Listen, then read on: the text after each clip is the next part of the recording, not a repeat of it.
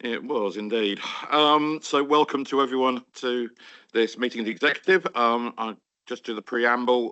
It's only executive lead members present in the room that are taking decisions at this meeting.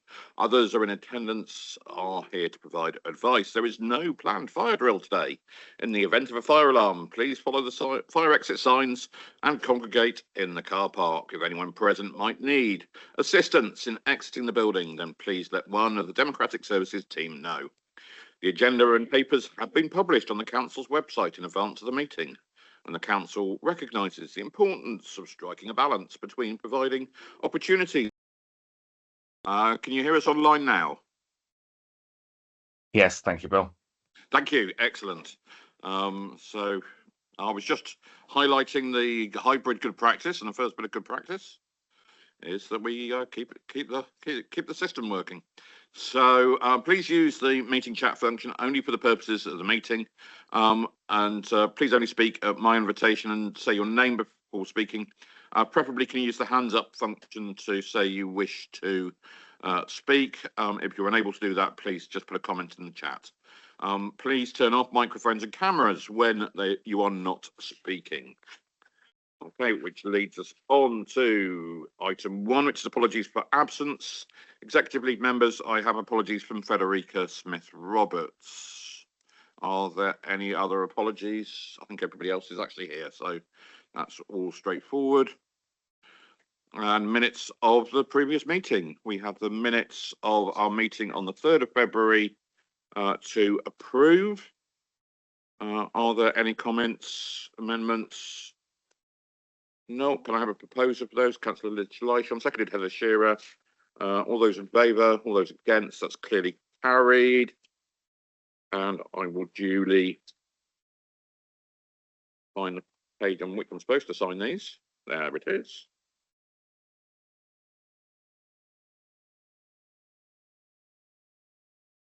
Okay. So do we have any declarations of interest for item 3? Nothing on our agenda other than those that are in city, town and parish councils that's available on our website. Which brings us on to item 4, which is public question time. And delighted to welcome Pauline Holmeshaw to the meeting. And Pauline's going to speak to us about parking charges. Good morning, Pauline. Good morning, and thank you very much for allowing me to ask a question. I speak on behalf of the Wiveliscombe Area Partnership, which manages WiviLink, community transport for the 10 parishes in the wider area covering Taunton and Wellington. I also speak for local residents who might not be able to make their voices heard. Wiveliscombe was not built for cars. Congestion and incorrect parking is already an immense problem in the centre of Wiveliscombe.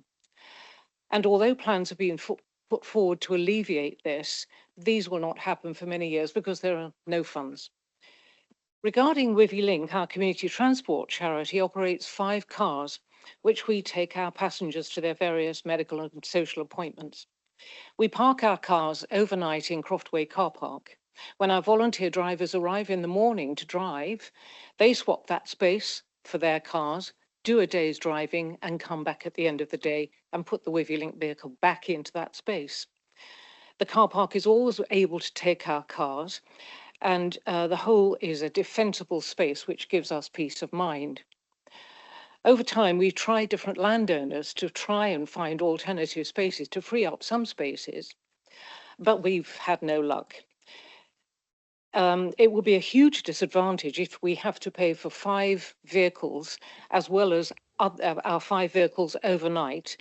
And as a charity, we are already struggling, as some of you will already know, since funding was stopped by this authority. An additional cost like this would cost us just under £6,000 a year for our drivers and our own cars. This would affect us badly.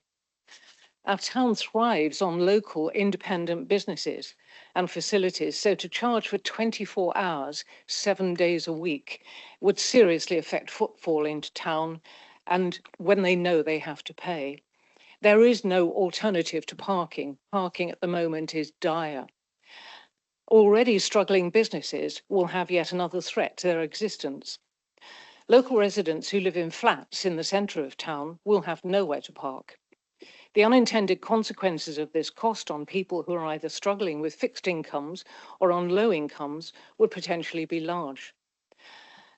Local roads are already congested. People will not come to or stay in Wiveliscombe.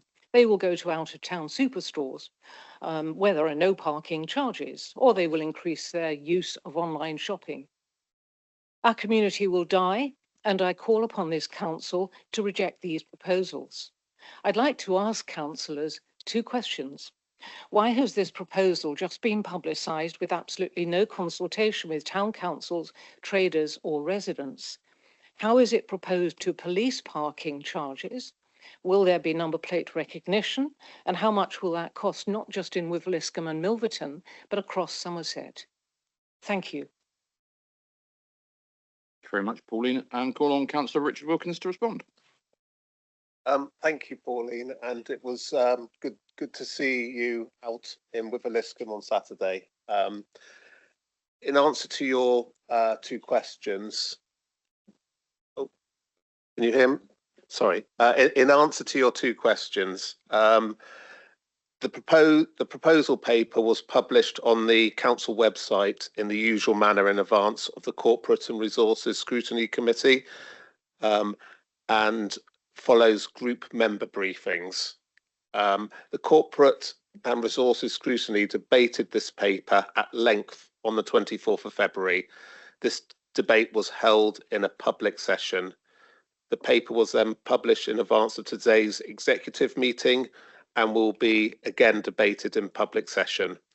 And therefore, we have not just published the papers, but instead we have followed the correct process in publication. And in answer to your second question, parking enforcement will be applied in the same manner as other Somerset car parks, using the parking enforcement officers. Number plate recognition is not a function that this council is able to introduce at this stage. So, and thank you again. Thank you for the response. I believe there's also a statutory consultation around these changes anyway, so there will be consultation with local members, city, town and parish councils and the general public as we move forwards. Is that correct? Yes, that's absolutely correct. And I think I made that point on Saturday when I spoke to lots of members of Wiveliscombe at the time. Okay, thank you. We'll return to that one, I think, on agenda item 7. So that will be discussed in future, and then it will return to the executive after consultation and probably another scrutiny hearing and so on. But we'll move to that on item 7. So we move to the executive forward plan, which is tabled before you. Are there any comments from executive lead members or associate lead members on the forward plan? Not seeing any indications. Any other members wish to comment on the forward plan? Councillor Chilcott, thank you. Just a very quick question. Was this parking paper in the forward plan? Because I don't think I saw it.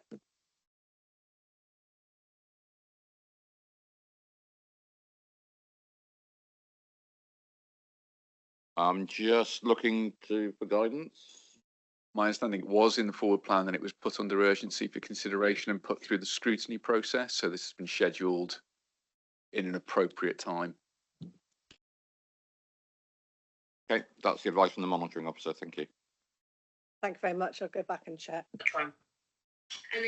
Oh, wait, sorry. Councillor Ojula, is there a comment online? Sorry, I'm just having issues with my laptop. It keeps changing the microphone on and off. Okay, thank you.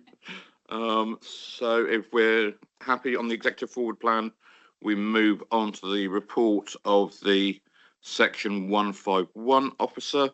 And can I first of all start off by highlighting agenda supplement 1, which is the section 25 reports, which is the section 151 officer's report on the robustness of the budget estimates and the adequacy of reserves. And further, can I highlight agenda supplement 4, which is a revision to Table 4 with a new Table 4A, which relate to unrestricted earmark reserves and general fund balance and all earmark reserves and the general fund balance, excluding other balances. And I'd invite Councillor Liz Lishon to introduce the item and then pass on to the Section 151, Maria Christofi.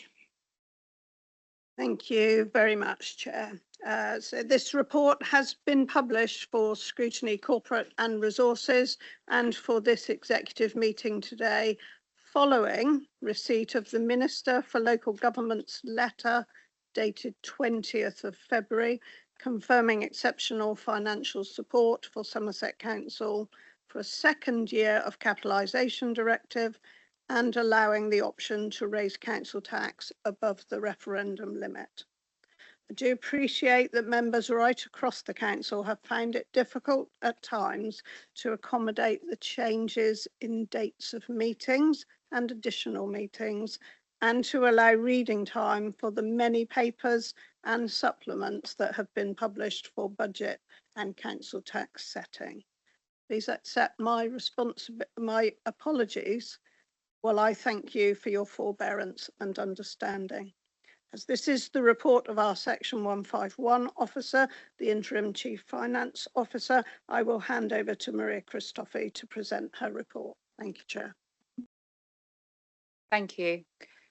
So this report is my report to you all, the Section 25 report on the robustness of the budget estimates and the adequacy of reserves.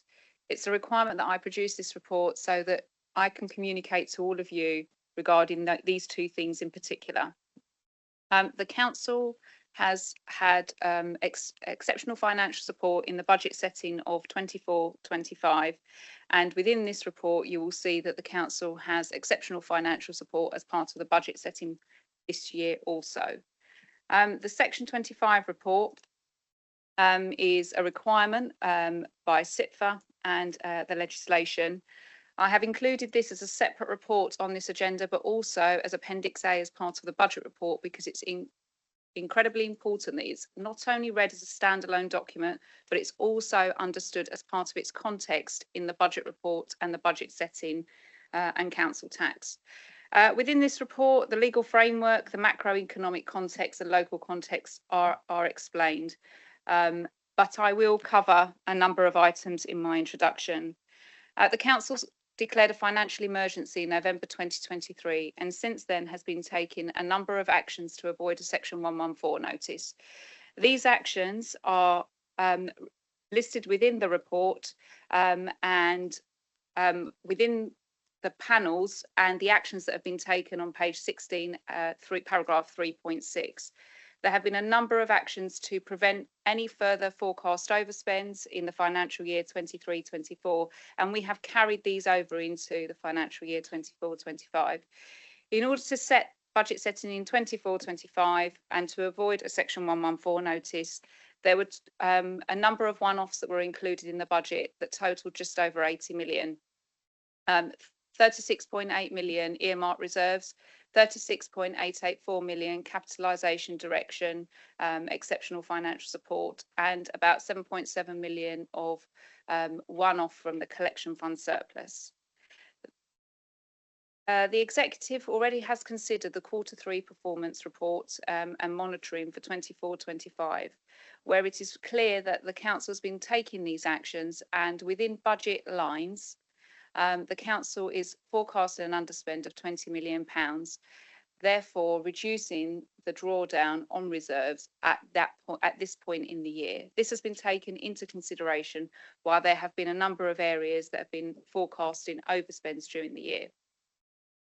There are a number of ongoing pressures that have been identified within the 24-25 budget and in-year position that have been reflected as part of the 25-26 budget, and growth has been allocated, additional budget has been allocated in order to address the additional placement requirements or other pressures that we have identified, and to ensure that the base budget position for 25-26 will be robust. It's important for me to highlight to all members that the budget has been set with the requirement that all savings that are agreed and identified are delivered, whether they are new savings as part of the budget report that is later on the agenda, and indeed some of them have already been agreed in December executive and in February executive on the 3rd. There are some further savings that are also being proposed as part of this budget report. It's important that they're delivered to time profile and value, but also any savings that have been identified in previous budget rounds are also delivered to time profile and value. That is what will enable us to see a balanced outturn, not just a balanced budget. As part of this budget round, there has been a lot of work undertaken to identify lots of new savings and address the pressures that have come forward. However, it's clear that without exceptional financial support in this report, both in the form of additional council tax, as permitted by the Minister in the local government settlement at the beginning of February, of the additional 2.5% above the referendum threshold, and in the Minister's letter on the 20th of February, in the in principle letter to award £43 million to the council in terms of exceptional financial support to be able to balance the budget.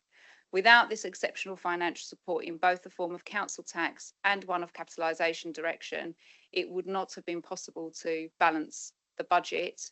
And we would have been in a Section 114 notice. So the position that we're in is that we have a robust balanced budget that is being presented here, a robust legal balanced budget that is being presented here because of the additional savings that the council has identified, the additional funding that has come through, albeit on the low side in terms of the local government funding settlement. But also in terms of the exceptional financial support in terms of council tax and capitalisation direction. It's important that I flag to members that exceptional financial support doesn't actually mean that the government is giving us any additional grant or cash that we can spend.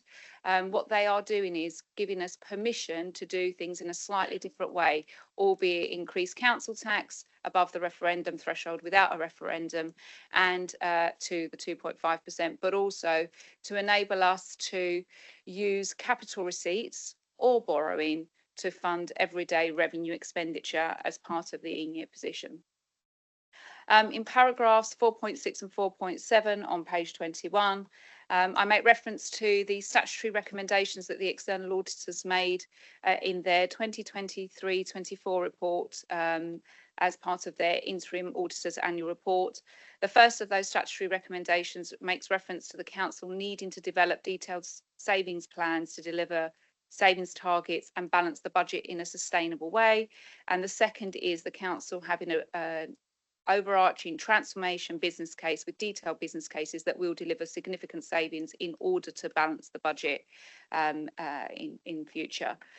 It's important that within my overall opinion in paragraphs 5, I'm clear that the council's financial position is critical given its position in needing exceptional financial support over 2 financial years. It's important that the council continues to embark on savings proposals and does not just wait for the budget cycle.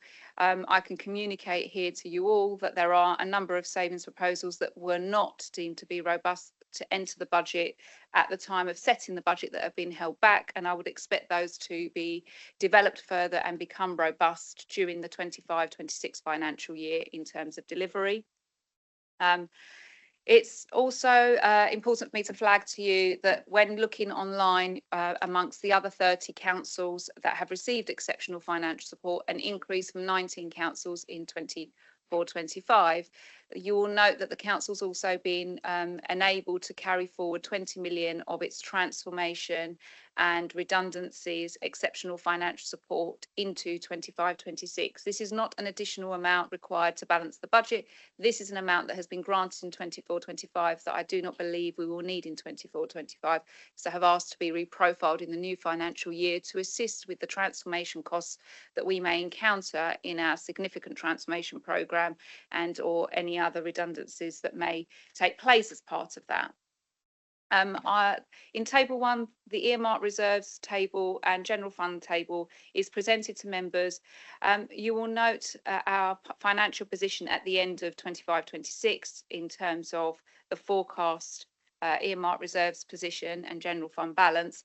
However, I've also, for illustrative purposes, taken the budget gap that will exist in 26-27, the just over £101 million, all the way through the medium-term financial plan to £190 million in the 4th year, for illustrative purposes, just to show that the earmark reserve position is not sufficient to cover any budget gap in future years. We absolutely need to address it with sustainable income, council tax and savings. The 26-27 illustrative position means that we would be in a section 114 notice, and as members and all of you are aware, we are not able to go into a deficit position in our general earmarked reserves. So this is just for illustrative purposes to understand the position on earmarked reserves.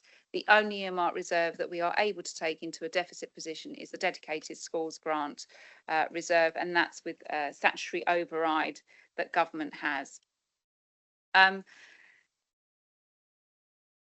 It's important for me to continue just expanding on that dedicated schools grant piece. We have set the budget for the dedicated schools grant. You can see that within table 2 on page 23, where we are drawing on the deficit reserve for the dedicated schools grant of just under £34 million in order to balance the requirement in the budget regarding high needs.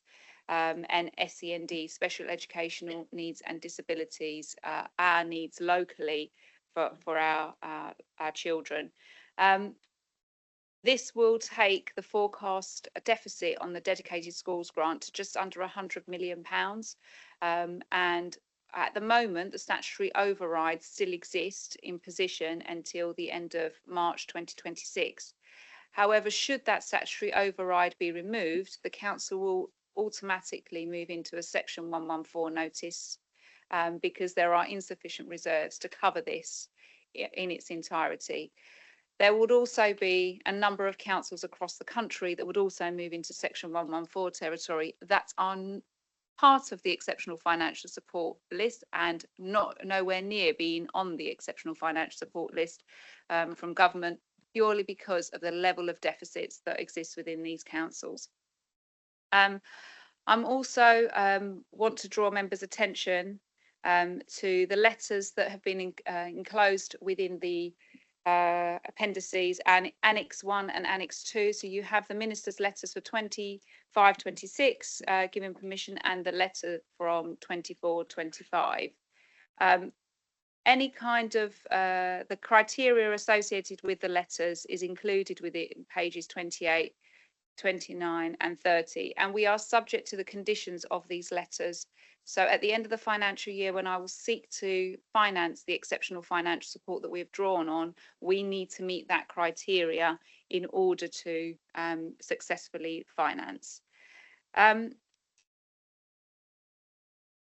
We've worked collectively with officers and members to present this budget to you. There have been a number of meetings that have taken place, a number of workings and calculations to ensure that the numbers within this budget are robust and can be taken forward.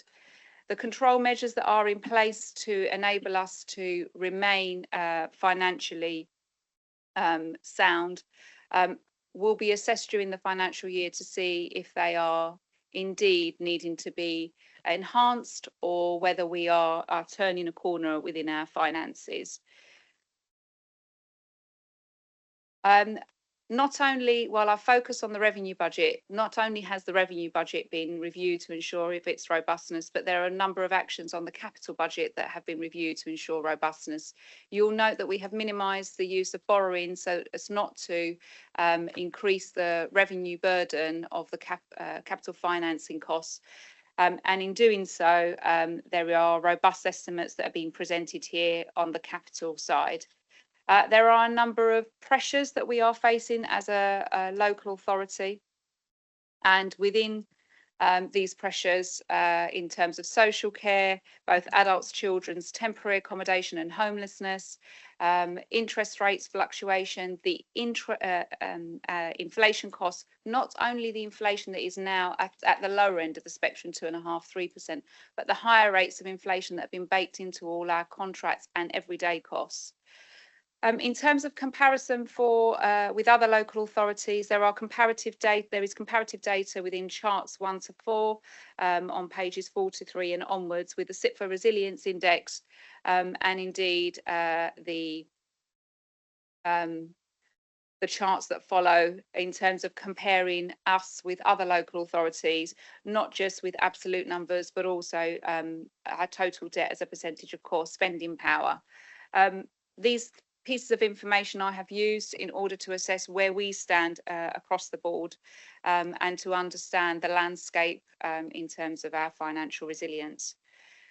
I enclose them here so that you have the information also to understand that our reserve position, while at 23–24 was just left towards the high risk bit position. Actually, the more we draw on reserves in 24–25, the more high risk our reserve position will continue to become. There are a number of risks that have been included in paragraph 13 on page 47, recognising that there are risks that are known to us, but also risks that will be unknown to us as we move forward in terms of economic risks, the uncertainty around government funding, and any type of contract failure that may exist in future. I replicate here and include adult social care, children's social care and homelessness again, because not only have we aware of the pressures and have addressed the growth in the budget, there are a number of risks that may emerge during the financial year in terms of our demographic and demand projections that may be slightly different depending on how the year unfolds during the year. As part of addressing risks and uncertainty within the budget, I have increased the contingency from £6 million by another £6 million to 12 million, and I have included a risk provision of 3 million. The expectation with any kind of forecast overspends within the budget is that the particular service budget manager tries to address the problem by finding mitigating actions themselves, then the escalation to service and then directorate to address through mitigating actions that will be publicly included in our monitoring reports on a monthly basis so that you can see the trajectory of implementation and so can we, and have certainty. Should those actions prove to be insufficient to deal with all of the forecast overspend that may be happening, the organisation will take action in order corporately to bring that forecast overspend to a balanced position. And if that is not sufficient, the risk provision is the first place to go of 3 million and then the contingency of 12 million. This is to preserve any further drawdowns on reserves and any depletion in reserves so that we can be in a position where the reserves can be replenished to rebuild our financial resilience, not only have our financial sustainability. In terms of reserves, there's been a reprofile and a reprioritisation of all reserves during the financial year that I have undertaken, and this is enclosed within the reserves appendix, but also here in summary, you've had it in tables 1 and 2, and there's also the supplement in tables 4 and 4A, so that you have that visibility of the forecast drawdowns as well. Should there be anything that the risk provision and the contingency cannot in their entirety absorb during the financial year as a one-off, the business risk reserve will be the next place in order to deal with any unforeseen items. Within the medium-term financial plan, I have also forecast to contribute to reserves in 2027–28 as the first year of contributing £5 million each year. We will need to assess this moving forward, but I have put this in the budget because we do need to start replenishing our reserves, both in terms of the business risk reserve, but also to create a transformation reserve for any transformation costs where we may not have flexible use of capital receipts to enable the transformation that we need to create that financial sustainability in future. I have placed it in 27-28 because I am expecting us to be able to balance the budget in 26-27 in a sustainable position. If we can't, for whatever reason, it will not be appropriate to contribute to reserves in 27-28. It will be appropriate to move that on a year, because if we're having to draw on exceptional financial support, trying to top up reserves will not work in those years. However, I remain committed to resetting the medium-term financial plan twice a year, once in February where we set the budget and council tax, and at another time during the year, during the middle of the year, between July and September, where we will reset the assumptions publicly and refresh them, but privately know that the medium-term financial plan and strategy are both moving documents that require us to continue looking at all of the assumptions that have been included. There are another couple of items that I'd just like to bring to members' attention. In terms of our business risk reserve and our general fund balance, I believe that the general fund balance should be approximately 10% of the net revenue budget. I have set it at 60 million and I will expect it to track whatever the net revenue budget is. So you'll note that in the reprioritisation of reserves, I have consciously moved about £5 million into the general fund balance. That is our final safety net to any Section 114 notice. The business risk reserve I have reprioritised so that we are in a position where the reserves have been reprioritised to here. You'll note that the position is forecast to be just over £40 million. If there is any forecast underspend during the year or reduction in drawdown in reserves, I will expect this reserve to be topped up to reach as close as it can to that 60 million position.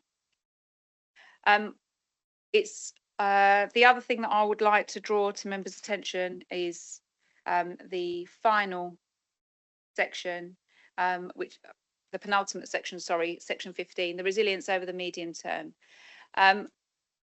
I give assurance on the robustness of the estimates and the adequacy of reserves for 25-26 budget setting. I cannot give assurance over the medium-term financial horizon because the medium term has a budget gap of £101 million in 26-27, rising to 190 million in 29-30. We are balancing the budget using exceptional financial support in two forms: the additional council tax increase of 2.5% above the referendum threshold and the 43 million exceptional financial support in capitalisation direction.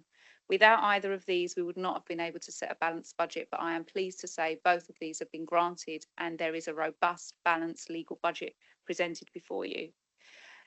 Until government also give us certainty about funding in future years, it remains incredibly difficult, and it is flagged as one of the risks within this within my section 25 statement and also the budget report, because without that certainty regarding future years funding, it's impossible to know where funding will change.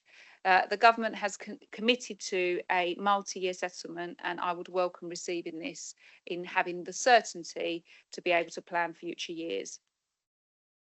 In terms of the statutory assurance from myself as the Section 151 officer, as I've said, the budget is a legally balanced, robust budget, and that is the requirement.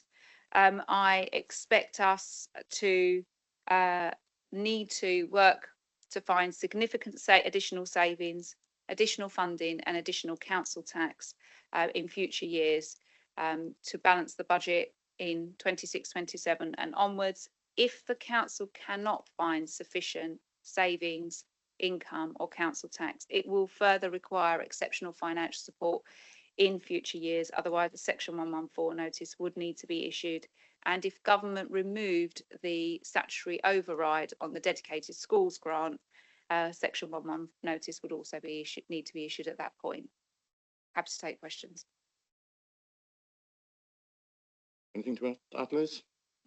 Not at this stage. Any questions? First of all, Sarah Wakefield. Yes, I'd just like to, I hope you can hear me right, I'd like to say a great vote of thanks to our team for getting us in this position. This must be one of the most difficult things you've ever had to do to bring us into this position of being able to present a balanced budget. I accept that that means we must deliver all the agreed savings, and I think I should mention the pressures which, for example, in the social care, both adults and children's, continue to increase in a way that, although we try and keep them under control, we are statutorily bound to look after our elderly, our people with special needs, and our children who need our care. So we have to do those things. I think that you and your team have pulled all the levers and used all the resources that you could possibly have done to get us into this position. So I'm very grateful for that. But overall, listening to what you're saying and listening to your conclusion, it is disappointing that we cannot be in a position to say next year we'll be in a fine position as a result of all the effort we've made, because government needs to sort out how social care is paid for and not being paid for through your council tax in a way that is uncontrollable, as opposed to all the other costs that we have for the things that the services that people expect to see their council provide. So I think that my question is, I mean, we've done everything. I think we've done everything we could do. You've put stronger underpinnings in place with your risks and contingency and reserves, and we are trying to get ourselves into a stronger position with regard to those reserves. And it would be lovely to be able to say, next year we won't need to go back to government. But unless government come to us with, as you just mentioned, multi-year settlements that we can rely on, plus some changes to the way people in this country pay for what many regard as what should be free, which is adult social care and children's care, like the NHS, unless they come up with some formula to settle this, councils like us, large authorities with many duties, will be stuck in this bind that we cannot find our way out of. We can't cut all our services where people are paying their council tax. They want their bins emptied, they want their roads to be repaired and all the other things they want. So my question is there any way without government intervention that we can bring this round? I think it's really clear that we balanced the budget in 24-25 with over 80 million of one-offs in the budget. We're talking about 43 million pounds of exceptional financial support in terms of capitalisation direction that is a one-off, and we have some collection fund surplus as well. However, the additional council tax of 2.5% the government have given us permission for, that goes in the base, and that's an ongoing. So that seeks to resolve the problem of it needing to be addressed in 26-27, because once it's agreed, should it be agreed at council on Wednesday, then we're in a position where that amount of money sits within the base and can continue. It's important that the way we're seeking to address the budget gaps in future years needs to be with significant budget savings and transformation. That will come in a variety of different ways, which I've outlined within the medium-term financial strategy document, Appendix G, in two core work approaches. One is what I would call the traditional budget work streams of reviewing pressures, efficiencies, additional income, reviewing financing, and the other is with a significant transformation where we've listed the digital review of systems, review of consolidation, more devolution of services, alternative service provision, just as some. But I would also like to highlight that within the main budget report, although I haven't included it here, there are also another 2 paragraphs that are referenced that include the transformation of both adults and children approaches that are already being considered, in addition to the cross-council transformation. So these initiatives need to start and need to deliver cashable savings and reduce the cost for pressures in future years, and we will see the budget gaps reduce as a result. We also need to ensure that these business cases are robust moving forward, because productivity gains and non-cashable savings are not going to bridge the budget gap in future years. However welcoming it is to hear that something is more productive, if it's not got a cashable saving attached to it, it's effort that we are spending on something that means that we are not spending it on something else that will need to, that can bridge the budget gap. I would also I should have said within my statement, but I'm going to say it now. Within here, there are also budget assurance statements that every member of the executive leadership team and the chief exec have signed in support of what they will do collectively as we will work not only to look after their own budgets and work to do what they can with their teams, but collectively I can draw on that assurance in presenting my assurance to you here that the senior team across the board are all aligned in how we're moving forward. Yeah, just the other thing I wanted to say is that I think it's true to say, and perhaps you can answer this too, that we wouldn't have been given exceptional financial support and indeed the ability to raise council tax slightly more than the referendum limit had we not made a really good case that we were doing these things, then we were putting them in place, because they're not going to give it to a council that's just going to make a mess of it and lose it all. So it does illustrate some confidence that we are making a go of it. Would you say that? I would say that the fact that the list has moved from 19 councils to 30 councils tells us where we are nationally in terms of what local authorities are finding incredibly challenging. And I call them the top 4 big pressures: adult social care, children's social care, homelessness, and inflation has been in there.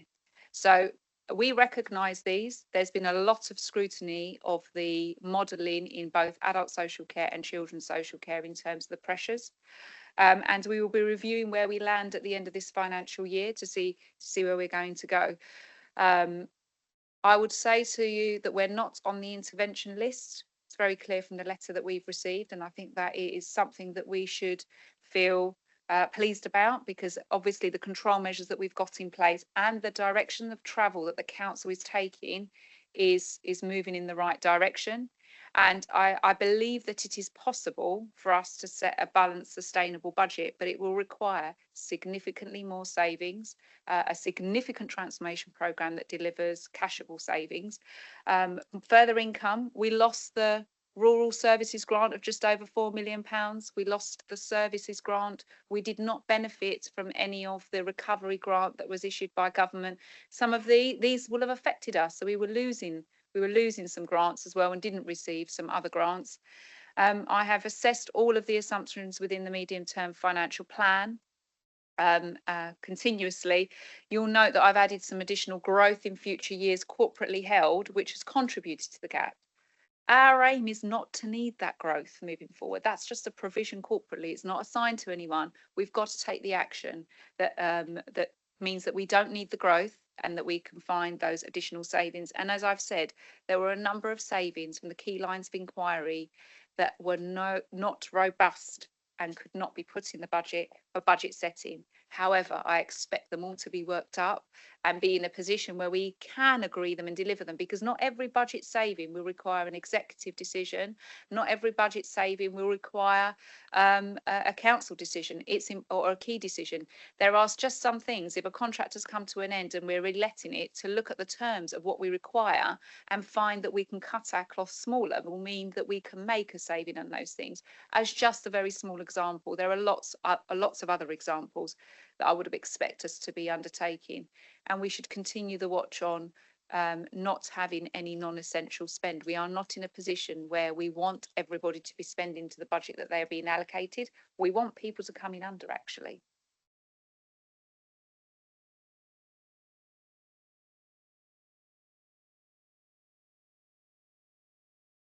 Forgive me, and I think Sarah's asked the questions I was kind of thinking of myself, but I just wanted to comment that as an observation really is that ordinarily I would expect to see the statement at this time of year would be something which would be a snapshot in time where we are, where the assurance is.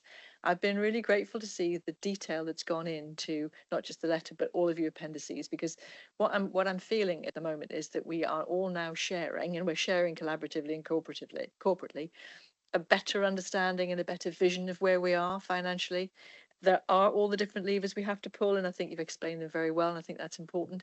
And it isn't just a snapshot in time. This is about saying these are the things that yourself and other people have come to look at our organisation and said, you need to be doing X, Y, and Z. This is going to be something we all have to work on going forward. But I think I did want to thank you for this, and also for the bumper edition of budget papers, which is about to follow, that what I'm seeing, which I didn't see before, was a lot more vision and visibility on the numbers and where we are, and looking at collaborative. So I just want to say that because I think it's important, because I was just expecting with the 151 report to be that, whereas what we're getting is more of a kind of recipe or a kind of a guideline or just is facing the future as well as saying where are we now. So I forgive me, it's not a question. Forgive me, Chair. I hope you don't mind, but Sarah stole my questions.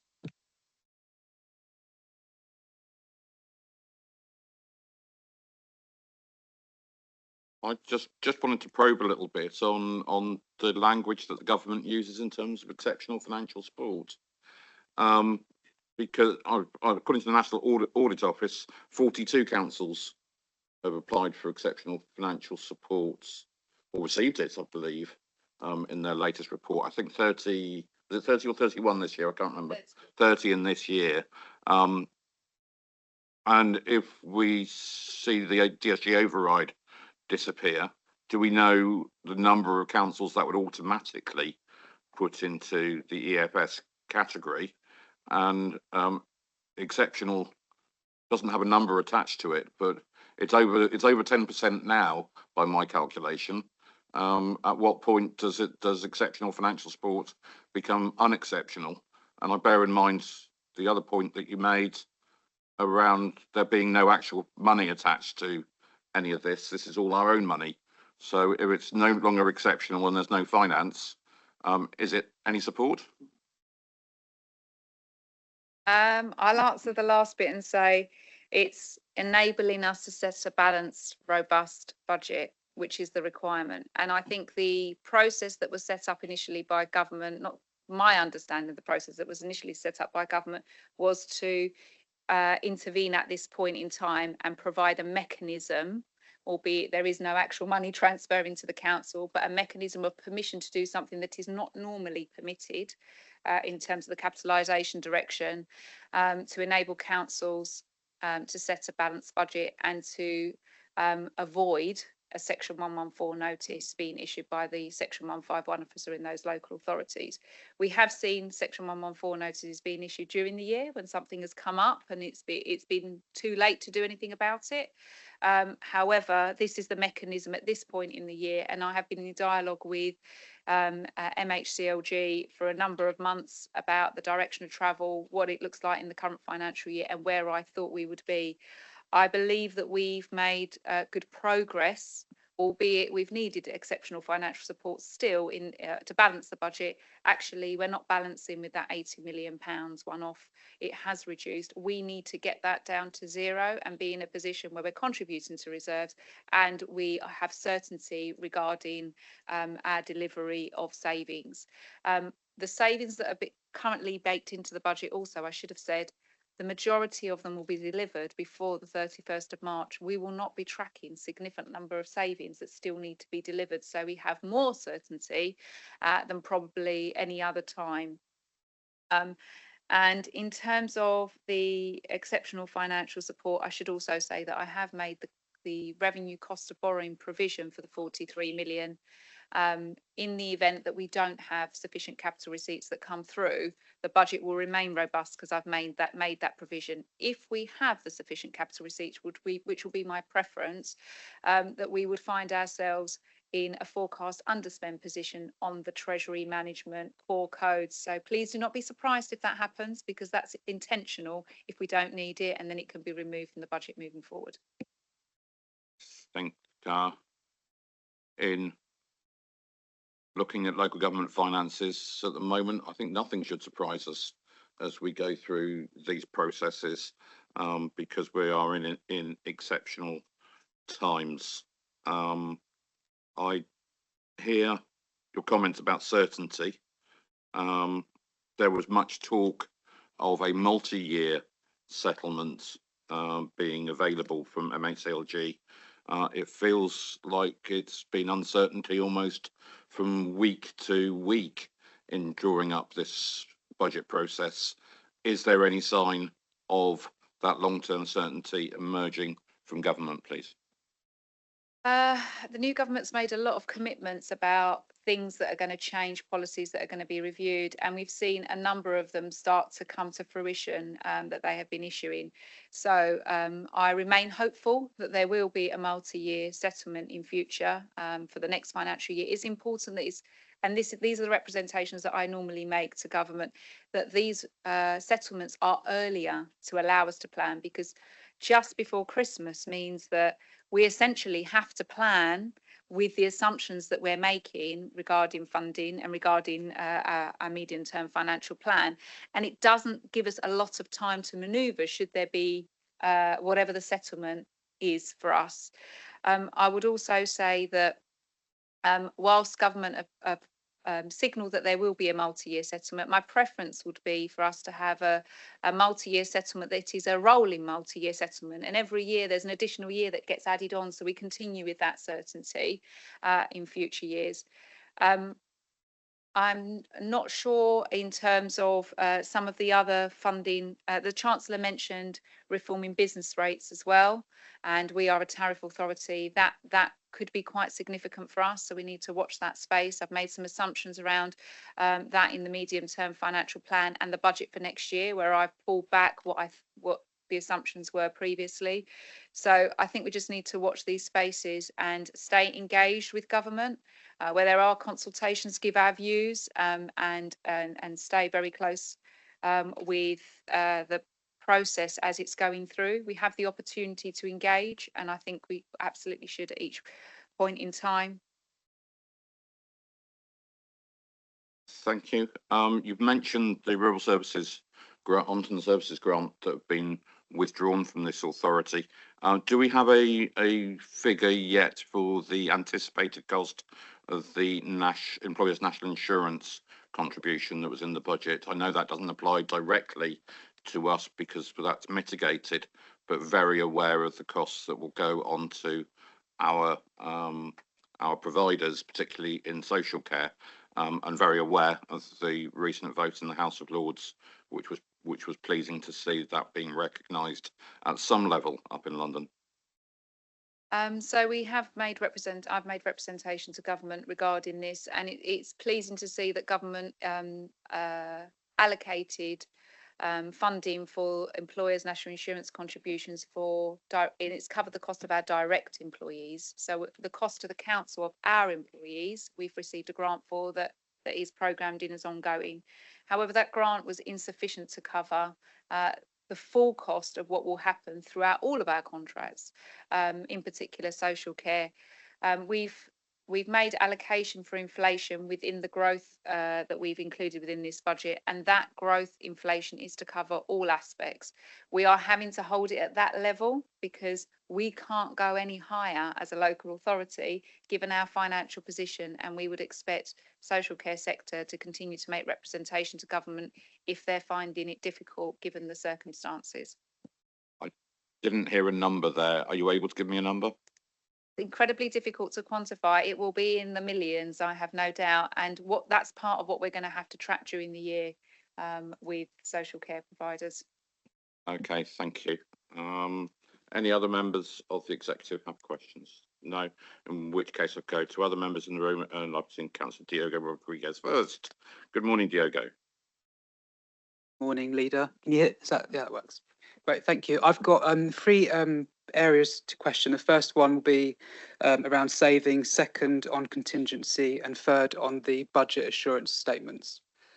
The first one on savings, through you, Chair, the Finance Officer, you said that there are savings proposed for this year that weren't robust enough, but you expect them to become robust within the year next year. I think that's as I've quoted it. So considering that the MTFP remains unsustainable, we've still got a high risk score of 25. We're all very cautious, a bit panicky about what the future looks like unless things majorly change. Can we know if these unknown savings, unknown to us at the minute, because we don't know what they are or could be, would they have made any real impact to the MTFP? What are we talking about? 100k, 1 million, 10 million, or is it really so material that there's no point raising it? So just to be clear, worried, concerned, uncertain, no panic. Maria. I think it's important that within my report and within the budget, only robust savings are brought forward. And until a saving is robust, it's not really appropriate for me to communicate.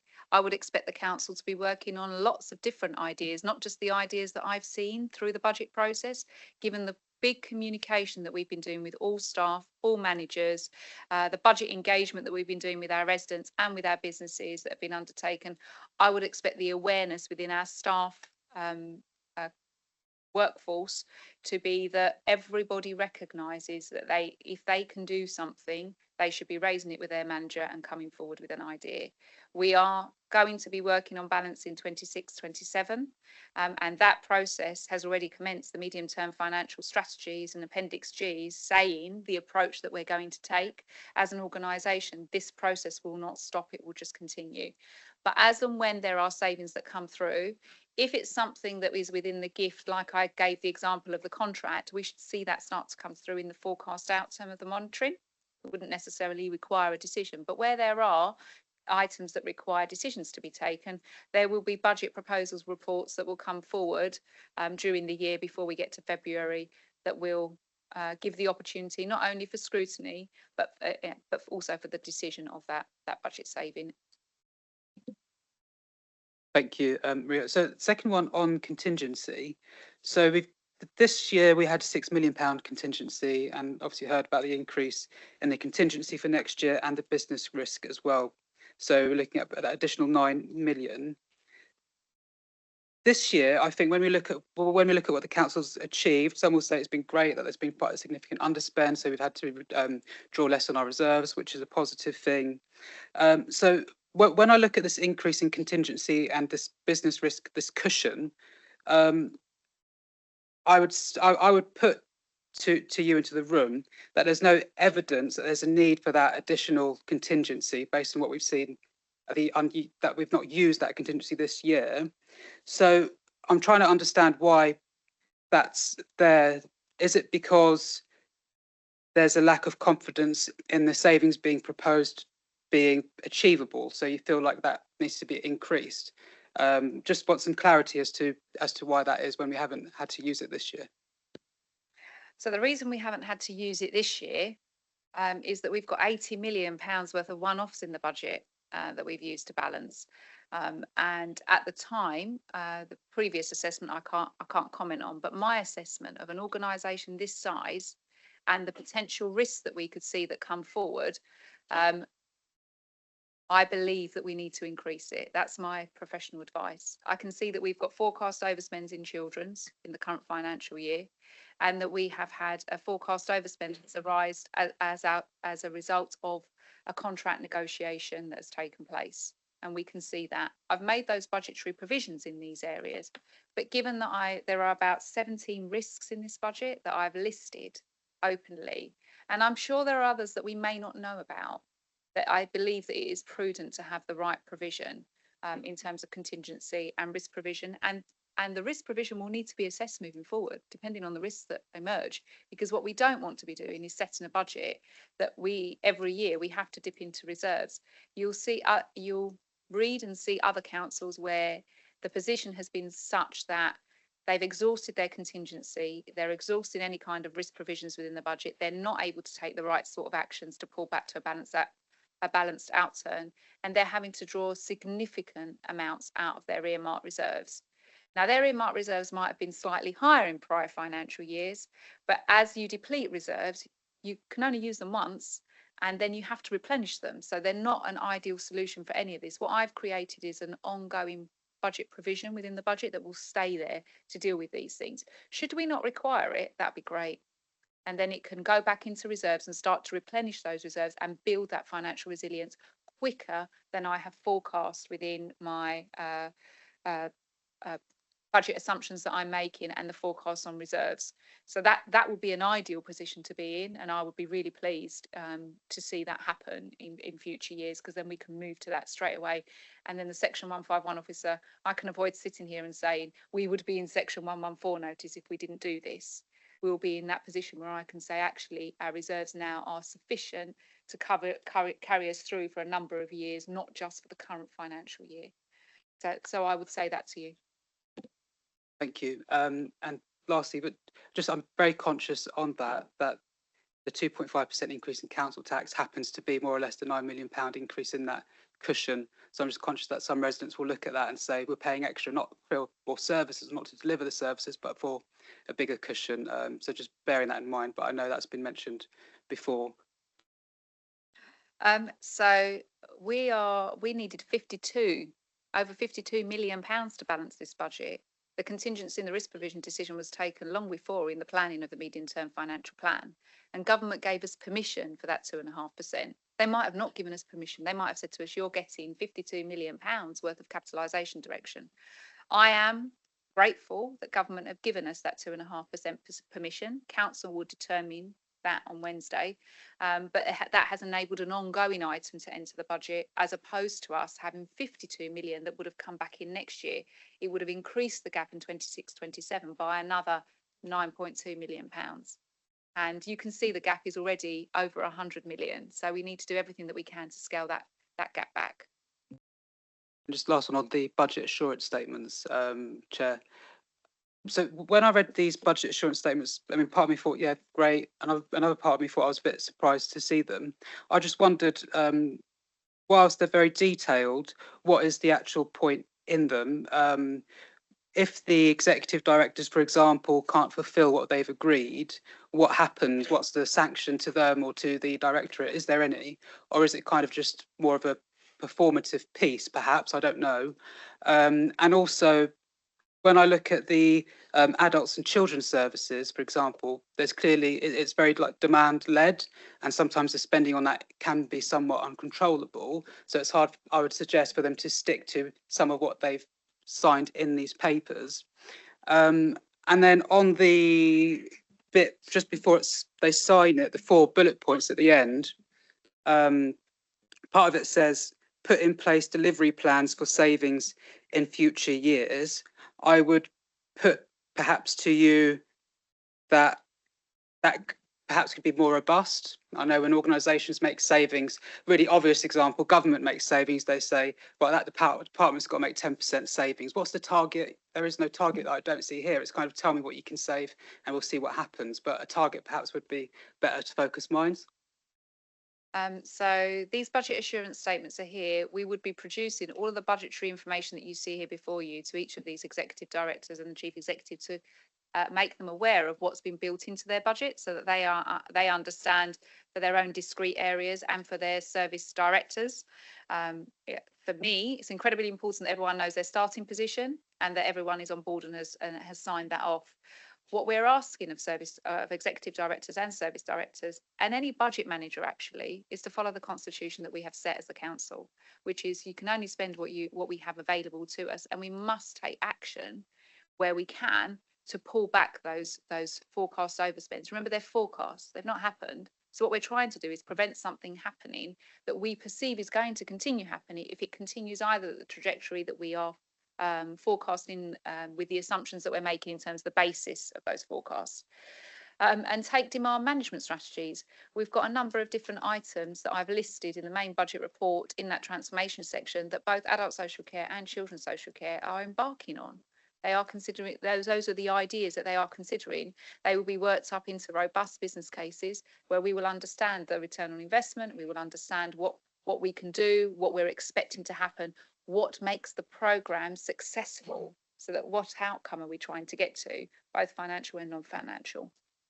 And the first bullet point that you've referenced, the delivery of agreed savings for 25-26 and put in place delivery plans for savings in future years. That's not savings, that's not the savings target. That's if there is a saving that spans more than 1 year, your delivery plan needs to be in place and you need to be delivering it. You don't need to wait for the future financial year to come to be in that position. And we've got just under £10 million worth of savings in 25-26 that were agreed in prior budget rounds. So it's that sort of thing. It's expecting everyone to, what you've agreed to for however multiple years you've already agreed to it, you're taking the action. You're not waiting for the financial year to start or indeed end to do that work. you deliver it. If you can deliver it in an acceleration in terms of timescale, and if you can deliver more than the saving that's been committed, then absolutely that's what you should be doing, and we would welcome that. But in terms of savings targets and the proportionality of how the gap might be allocated, I've done that in the Appendix G at broad terms, and as an executive leadership team, we will be refining that moving forward. And as those savings proposals come forward, you will also see them. You'll see the transformation business cases, because it will be a quite high profile document. Thank you. I believe Councillor Sue Osborne indicated.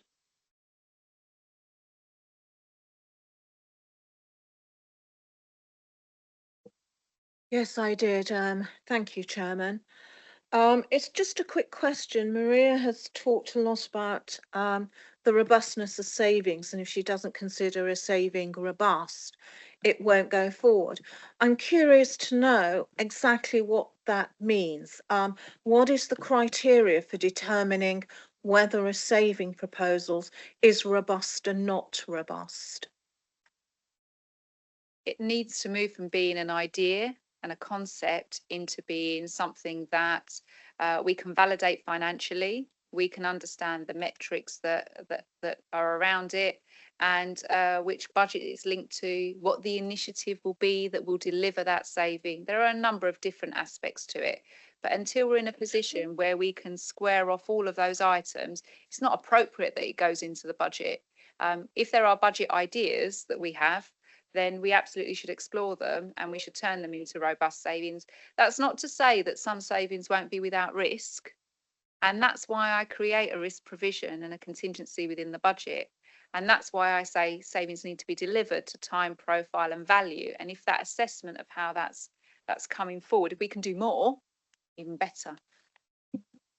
Okay, thank you for that explanation, Maria. And just out of interest, what is the value roughly of the savings which are in the pipeline, but they're not yet robust enough to meet your criteria to go forward?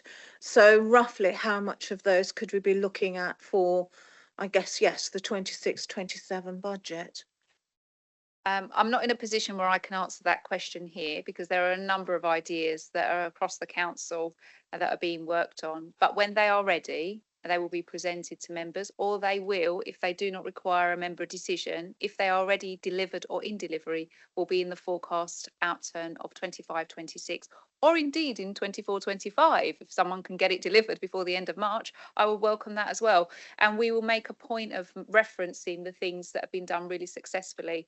One of the additional savings here is a recognition that lighting's not going to cost us as much as we thought it was in terms of energy costs, and therefore we're recognising that saving without anybody having to do anything different.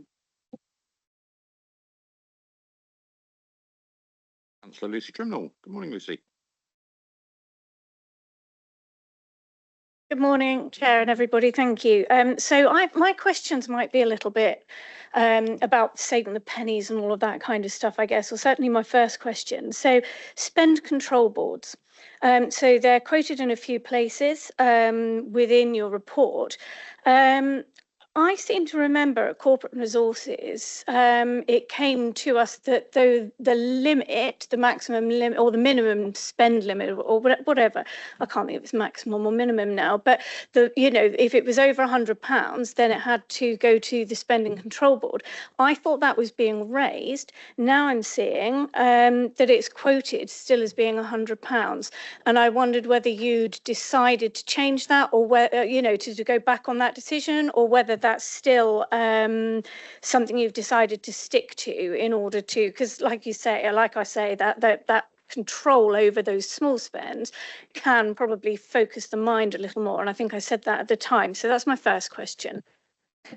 So it never changed. I was asked at one of my first Corporate and Resources scrutiny meetings whether I would be changing it as soon as I arrived, because we look, as an organisation, we're not forecasting an overspend against the budget that we've currently set, but we've got 80 million worth of one-off in 24-25 budget, and until we're underspending by more than 80 million, we're not really underspending. So the spend control boards and the approach to spend control generally across the council, what it signals, the discipline that it puts in place, and the fact that we are still requiring exceptional financial support for next year. I kept it all the same. I will be reviewing across the board as to what's appropriate moving forward, whether we need to tighten some controls, whether we change the sort of way that we're doing some of these things moving forward. Because in terms of if we were in section 114 notice, I'd be physically signing everything off myself, which I'm not doing at the moment. They go into specific boards that have got that permission to do the thing that they need to do, and they're doing the work really well. What's difficult to measure is what hasn't actually made its way to a board, because the organisation has understood they shouldn't be asking if they can spend it. And actually, that's the most success. The least we see coming through asking for permission to spend on something that they really shouldn't need to do because we've said no to non-essential. Actually, it's difficult to quantify, and it's often quite difficult for me to articulate that to the organisation. But we need to continue with the effect that we're having on the organisation in terms of things are tight. We've set the budget. We need to be moving forward to financial sustainability, and that means that everyone needs to be looking at their budgets and managing them well. Thank you. I could have sworn that there was a proposal to raise the limit in the papers, and that's what we were discussing, but I'll have to go back and look. No? I was going to say, I think there was a suggestion that we would do that, but when I was asked, I said I'm keeping it at 100, and we didn't move it. Okay, thank you. Well, I'm glad, because I kind of think sometimes in these circumstances, it focuses the minds, like you say, people won't even come forward with things that perhaps wouldn't pass muster, as it were.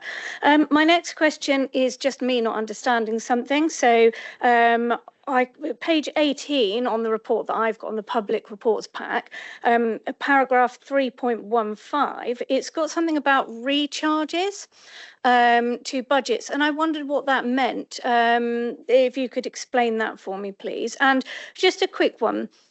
I think I heard you say that in 27-28, the budget would be set sustainably, and it would be the first year that you'd be replenishing reserves. But 26-27, we've had warnings that probably we will still need the exceptional financial support. So I just wondered what's the transition point on that? How does that work, please? So let me come to recharges first, and then I'll come to the budget. So the recharges are where we've got eligible expenditure that could be charged to different ring-fence accounts. For example, the housing revenue account, public health grant is another ring-fence grant, or the dedicated schools grant. There are also recharges that can go to capital for capital projects, but the expenditure must be eligible to be transferred there. You can't just move funding, and we've seen other local authorities where they've got that wrong. So the assessment of what we should be charging to these grants or ring-fenced accounts, because the work is being undertaken that is eligible, is appropriate that we're reviewing all the time.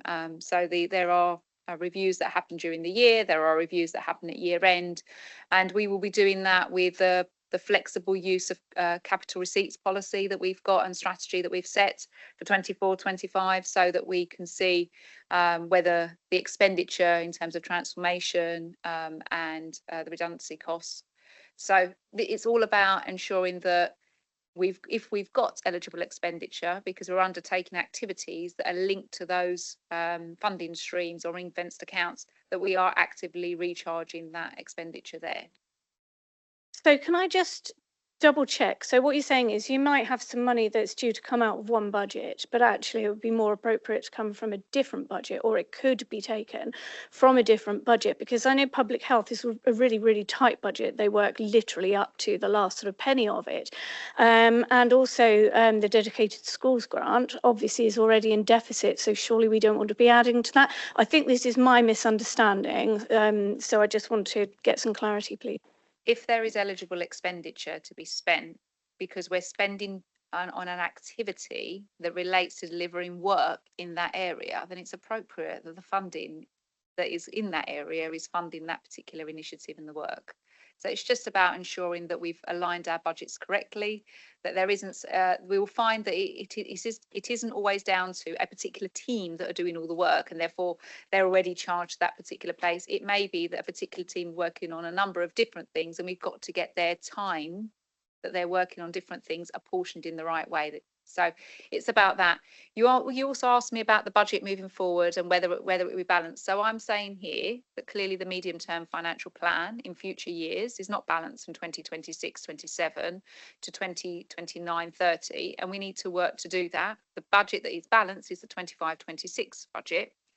I have made an indication of when I think we should start to contribute to earmark reserves. I would like to do that as soon as possible, but 26-27 has got over 100 million in terms of budget gap to be closed. So there are a number of things and actions that we would need to take. What I've also indicated both in my summary and in my statement to you in my section 25 is without significant savings, without additional council tax, without additional funding, without a significant transformation programme that is delivering significant cashable savings, we will need exceptional financial support because reserves will not be sufficient to bridge that gap. And in order to avoid a Section 114 notice in a future financial year, that's the only way if we can't get those other things in place. I would hope that as a council, we are able to do more in future years, but I'm not ruling out whether exceptional financial support will be required. It could take, we may need it next year. It's clear that there is a significant budget gap, but I would expect that we're doing everything that we can and that we, as we have done this year, and we only apply for what we actually need, should we need exceptional financial support. Thank you, Lucy and Mandy. Thank you very much, Chair, and thank you for the report. The first one's actually picking up a question from the other day, which was in the chart on page 12.26, item 12.26. We asked about the axes because couldn't quite work it out. Was that actually found out? That was my first question. It's a follow-up from scrutiny.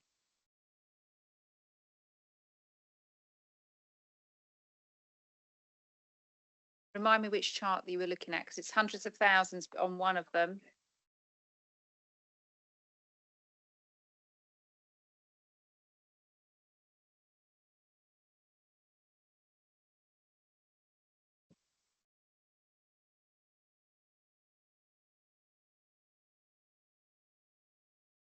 I'll take that away and I'll come back to you.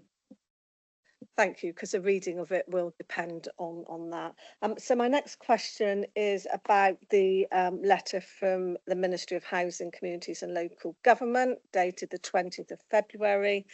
And within it, there's mention of the external assurance review, which is a piece of work that had to be done by CIPFA in order to qualify for the exceptional financial support.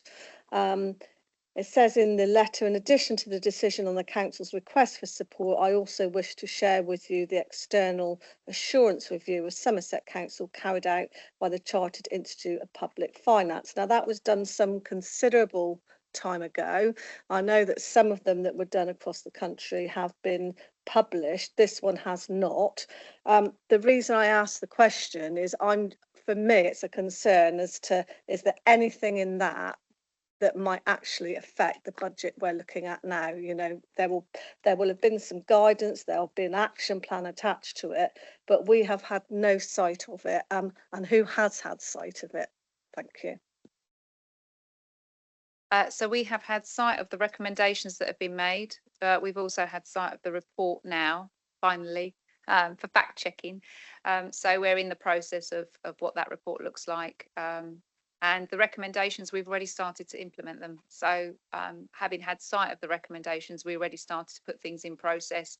And during any kind of assessment, whether it be the CIPFA assurance assessment or any kind of internal audit, there is feedback that is given so that you know where you need to be working in terms of areas. But it's very clear that, you know, we need to set a sustainable budget with sustainable funding or savings that will enable us to do that, and our ability to stay within budgets. So there are a number of actions on the council that I've communicated within the medium-term financial strategy and the in Appendix G, where there's a nice little table towards the end of the statement where I talk about how we've moved from a financial emergency, what good financial management looks like, what financial sustainability and resilience looks like, and that's the direction of travel for the council.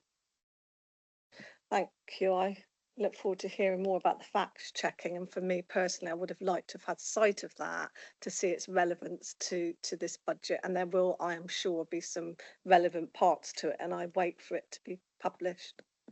It's not our report, it's a government report, so we have to wait. We've only just had sight of it, so that's all I can say to you. So it's their report. I understand. Can I just echo that? We'd love to see that in the public domain as soon as possible. There's nothing that concerns us there. Perfect, thank you. So I'll ask the government, I'll pop them an email later, see what we can do. I live in hope. Thank you very much. So my next question is around, we've heard a lot that a lot of authorities and an increasing number of authorities have asked for exceptional financial support. So for me, it's actually understanding how many upper tier authorities, because authorities run and have very different pressures, and how many upper tier authorities have been allowed to increase their council tax above the threshold.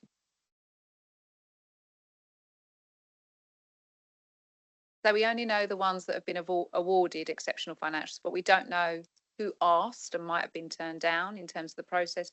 We also know during this process, those that have been awarded it not only for 25-26, but have been retrospectively awarded it for 24-25. And I think those statistics are really interesting to see in terms of the online that the government have published. So it's all there transparently for anyone to see.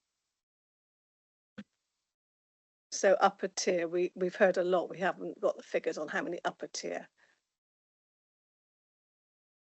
Don't we all move on? I think someone's Googling the answer for you. If, I'll wait for the Google. But until it's in the public domain, all we will know is who is in the public domain as having asked for exceptional financial support. Thank you. I was just references we hear a lot through meetings. There are a lot, etc. So I'm just checking. Indeed, yeah. For example, Hampshire, we know applied for exceptional financial support because they did so publicly and didn't get it, so they don't have exceptional financial support. So it's not every council went public with that. Fabulous. Thank what you. I will say is I can circulate the link that's online of the councils that have been awarded it. It's public information. Thank you. I was just looking for a comparator with upper tiers, that was all.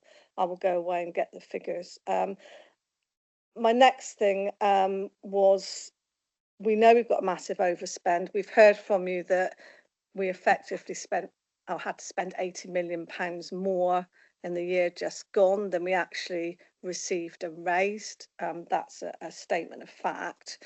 And we know that there's been a organisation-wide piece of work on staffing.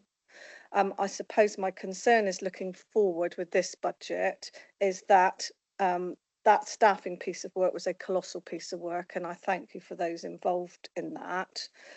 But savings become more difficult once those big bulky pieces of work are out of the way, and I suppose it's the assurance that moving forwards there are sufficient further savings to be made.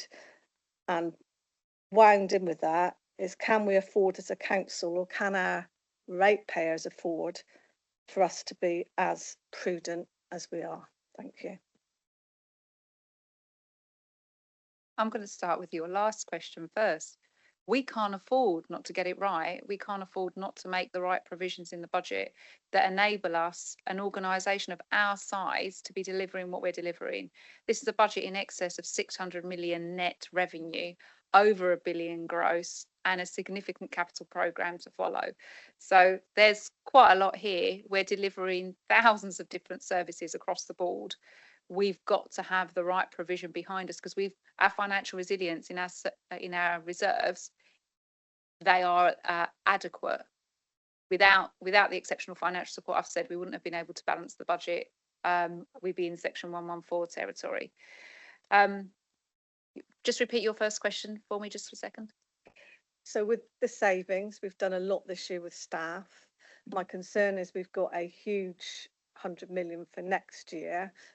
Given that really large savings been made and delivered, you know, is there a feeling that there are further savings to be made that can actually look to stay on track this year and also look at next year and how that will be saved? It's just that assurance really, because it gets harder and harder for places to go. It does get harder and harder.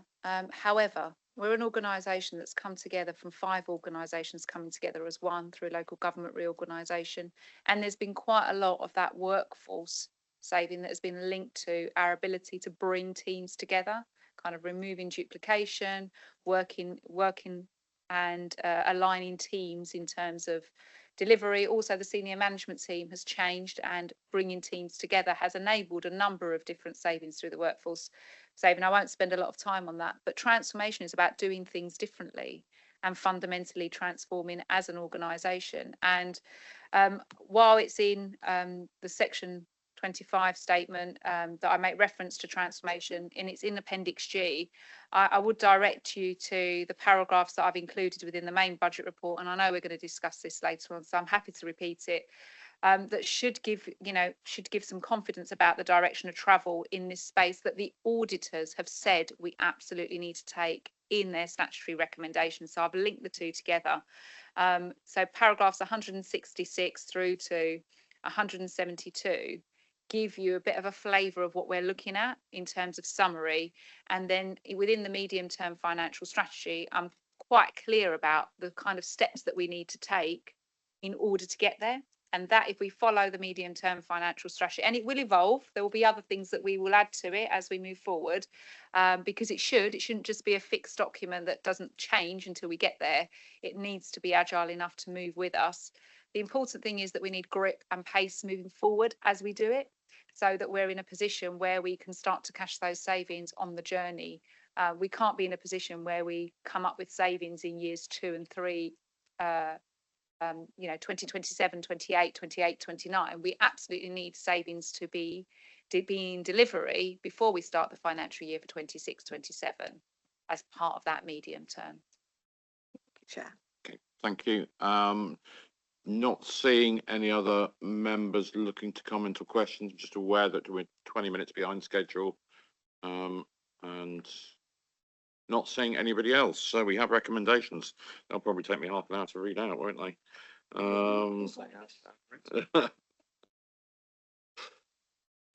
So we have the recommendations before us. The advice of the section 151 officer in the section 25 is agreed and recommended to full council that the section 151's warning about the critical financial situation of the councils, the 101.384 million 26-27 budget gap, increasing to 190.041 over the medium term, inadequate reserves and lack of financial sustainability 26-27 to 29-30. The minimum level of reserves is set at 10% of the net revenue income stream on the 1st of April 25, which is 33.254 million, excluding the use of exceptional financial support. To meet the net revenue budget, the appropriate level of general fund budget balance to be set at 60 million for 25-26, and the responsibility of council members under section 31A of the Local Government Finance Act 1992 to have regard to this report when making decisions on agreeing the budget and setting the council tax for the financial year 25-26. Do I have a proposal? Councillor Liz Lisham, seconded by Councillor Sarah Wakefield. Can I see those councillors in favour, please? Can I see those councillors against, please? That is clearly carried, and thank you for all the questions and comments, and particular thanks to the finance team for all the hard work that goes in behind the scenes to making this report, and a special thanks to our section 151 for all her endeavours. Okay, so we move on to item 7 on our agenda, which is parking policies. Can I highlight agenda supplement 8, which is an update of the equalities impact assessment. And can I invite Councillor Richard Wilkins to introduce the report, please? Thank you, Chair. I'm bringing this to the executive. This paper with proposals to change parking practices across the authority. Somerset has inherited a diverse and inconsistent range of parking practices from the predecessor councils. I believe that now we are a unitary authority, this position will not be sustainable moving forward. This is why proposals were published with the intention of bringing fairer and more consistent policy across the whole of Somerset and this authority. And it was brought to our Corporate and Resources Scrutiny Committee. And I think at this point, I'd like to thank the committee for their diligence. The meeting was a mammoth affair in which I believe every member of the committee made a valuable contribution, along with other councillors that had attended to speak on this subject, both in person and online. And I think it would be advisable, as I believe Councillor Hobhouse, the Vice Chair of the committee, is in the room, for him to make a few words before I continue. Councillor Hobhouse, can I invite you to feedback from the Scrutiny Committee, please? Thank you, Mr. Chairman and Richard. I wish to give the apologies firstly of Stephen Pugsley, who is busy on other things this morning. This was the first time in 20 years that every single member in the room and online spoke on a subject at a scrutiny committee that I know of. There were a number of issues that were brought up. The first one you've actually now dealt with, which was there had been no looking at the disability consequences of the actual policy, and you've now covered that. The second one for me, I actually was in charge when we put the new car parking policy in South Somerset. And in Appendix 3, you have a combining of two different types of free car parking. One of which is where the town and or village pays the council the profit part of the car parking to allow them to have free car parks for the public, but these are not free. They are being covered by the town council. And I think it is important that we offer this facility to every single town and village in the county, because the high streets are extremely important to both the businesses and the towns themselves. And the second problem that was brought up in depth was the inability for people who lived in flats or houses with no car parking to park at night in the car parks. And I will now hand back to Richard, and we'll see where we go from here. Thank you, Henry. You're quite correct. I attended the Corporate and Resources Committee and listened to what everybody had to say. I've also received an incredible amount of correspondence from various members of the public on this subject. I have read all of the comments made, and indeed I have also spoken with businesses in particular in Langport, where I spoke to their Chamber of Commerce, and I also went along to Wiveliscombe to see various people who had concerns about their car park, as they were indeed very concerned about various things. I believe I've done this the right way in bringing this to the public first, bringing it to the corporate and resources scrutiny first before I've made a decision. And I've listened to the concerns, and for that reason, I would like to make some amendments to the recommendations that have been put forward today. I'm going to recommend that the executive supports a consistent approach to parking across Somerset, including the introduction of parking charges on Sunday as set out in Appendix 2, the introduction of charging in free-to-use car parks as set out in Appendix 3, and the introduction of on-street charging in limited waiting bays as set out in Appendix 4. But I'd like to acknowledge the increased resource requirements to deliver and maintain these changes.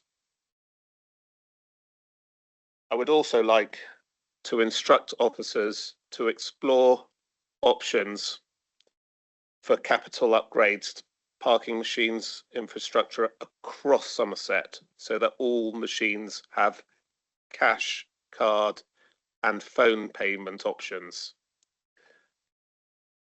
I'd also like to acknowledge the feedback from the Scrutiny Committee and others and further comments. So I would like that we will not proceed with the implementation of a Somerset-wide overnight parking charge. I would also like, prior to a final decision made and the implementation of a new Somerset-wide approach to charging parking being brought forward, further work will be done to understand the economic impacts of the proposals, and that local communities will be given the ability to have their views taken into account on any proposed changes. And I'd also like that there will be further opportunity for scrutiny to consider these changes. I, in response to Councillor Hobhouse, I continue to remain completely open to conversations with city, town and parish councils where they wish to pay Somerset Council in place as service users and keep specific car parks free to use. That I don't see as a problem. So I'm going to hand over to Chris Hall to consider my amendments. Okay, thank you very much. There's obviously been a lot of interest in this report, and just wanted to clarify a few points if I may. So the proposals, the now proposals here focus around bringing charging practice to a standardisation. Is not the same as a standardised charge. So we will continue to recognise different charges in different car parks, and those charges are picked up in the usual fees and charges report, which is appended to the budget.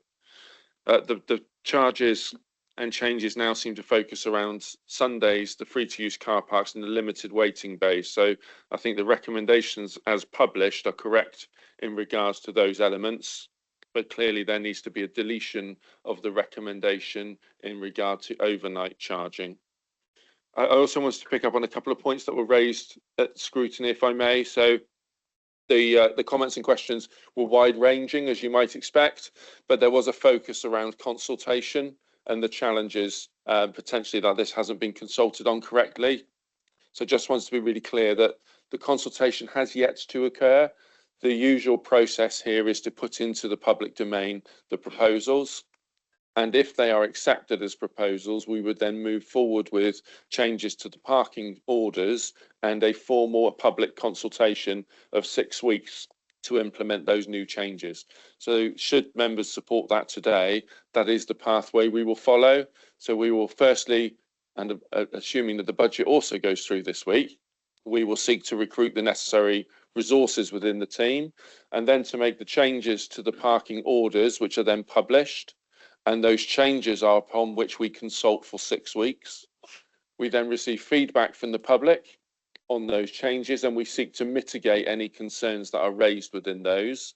And that report, excuse me, that report then comes back to the executive for the final decision. In terms of the changes being proposed today, obviously there are some financial implications in the business case. By removing the overnight, beg your pardon, by removing the proposals around overnight charges. However, there was also some headroom built into the budget pack, as we were concerned about the delivery of these, and we wanted some scope to manage mitigations that might come forward.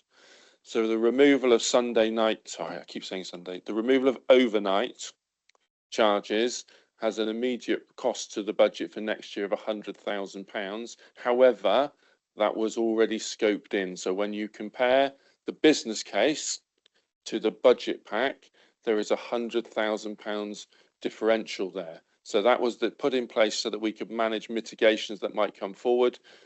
Clearly, Councillor Wilkins wishes to remove overnight charging as an early mitigation, and therefore it doesn't have a knock-on effect to the budget at this stage. I think those are the clarifications I wanted to provide, and we'll get those recommendations across. Thank you very much. Do we have the amendments, amended recommendations in writing? If we can have those. So thank you very much, Richard and Chris, and thank you, Henry, for reporting back from the scrutiny committee. I was able to be in attendance for some of it and listen to some of it online, and yeah, it was really interesting to have that level of feedback, and also interesting to speak to residents around Somerset around the potential impact of these proposals. Obviously, we've gone from 4 or even 5 district councils if we go back to West Somerset days, and are now into 1. So we've got the situation currently where Wiveliscombe, as we heard from the public speaker earlier, has free car parking 7 days a week. Willerton down the road has 7 days a week car parking charges, whereas Wellington, also not far away, has 6 days a week. And then Wincanton, the parish council, town council rather, pay Somerset Council for having free car parking. So we've got a different set of situations which are clearly not fair. We have 7 day a week parking charges. So Sunday is included in Burnham, Cheddar, Minehead, Watchet, Wells, Shepton, Mallet, Frome Street, Glastonbury, Dulverton, Porlock, Dunster and Willerton. But it's 6 days a week in Taunton, Bridgewater, Yeovil, Highbridge, Wellington, Chard, Crewkerne and Ilminster. So what we need to try and establish is a consistent approach across the county. Now, there is, as I understand it, no overnight charge for cars in any of our car parks at all. So there is a consistency from withdrawing that proposal, and it makes that consistency. And we've also got, I think it's about 38 car parks across the county that are currently free, and we need to understand each of their individual contexts a little bit better before we make that decision. And that's why we're going out to that consultation phase, to be able to understand how those car parks function in terms of what's there. We are incredibly mindful of the pressures that are on businesses, particularly in the high streets, but I would go back to that list of 7 days a week car parking charges. There are many towns which have commercially successful high streets in the same challenging context that the high street finds itself in, that already have Sunday car parking charges. So we need to be careful about linking cause and effect there. Are there any other comments from lead members or associate lead members? Councillor Wakefield. Yes, I could ask. I'd like to ask a couple of questions. with regard to, I think you mentioned mitigations, those mitigations could include it not being sort of uniformly applied across the whole of the county. If you find out from the work you do, some sample data, say, on Sunday car parks, could it mean that they wouldn't necessarily be charging the same as they do during the week? It could be varied, if that, or we could look at it over a period of time to see if it did affect business, or, as I say, we do as much before we actually bring it in. I think it's coming in next October, from what I've been told. So that's my first question. So it doesn't have to be exactly just saying, right, everything we charge during the weekday has to be charged all day Sunday as well. It could be something in between. And with overnight parking, which I know you've withdrawn, there are some parts of Somerset where there is nuisance parking or antisocial parking in some car parks. Could that be looked at if it becomes a problem somewhere? Yeah, I mean, to answer the last point first, if you like,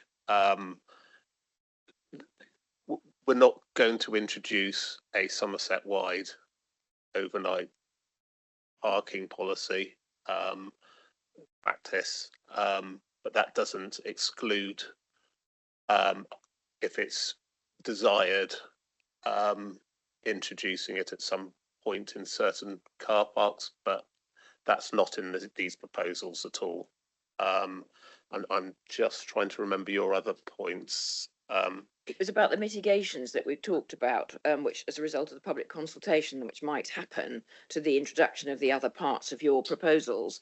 Could they include not necessarily just charging exactly what they charge during the day, during the week on a Sunday, if it proves that, if there's some evidence that that will affect the town in some way? Well, firstly, I would say that I have not seen evidence that would adversely affect businesses. Not to say that it won't, and monitoring, is very much part of this. I think there's a whole ream of potential mitigations, and I think that's for every individual car park and parking to actually dive down to what is actually important in any particular area. I don't know whether you want to come in on that, Chris, but yeah, I suppose in simple language, yes, those mitigations could be quite wide ranging. It could be locational mitigations, including or excluding some car parks. It could be charging, so there's the question of a fixed rate per day versus an hourly charge. All of those could come forward as mitigations. We could see mitigations around timing. So at the moment, this is all assumed to roll out collectively on the 1st of October, but there could be mitigations around there, and also around concessions. And we're aware that there are a couple of users in specific car parks that might be disadvantaged, and we've heard from one of those in terms of public questions today. So that could come forward as a mitigation, and there may well be others once we complete the consultation exercise.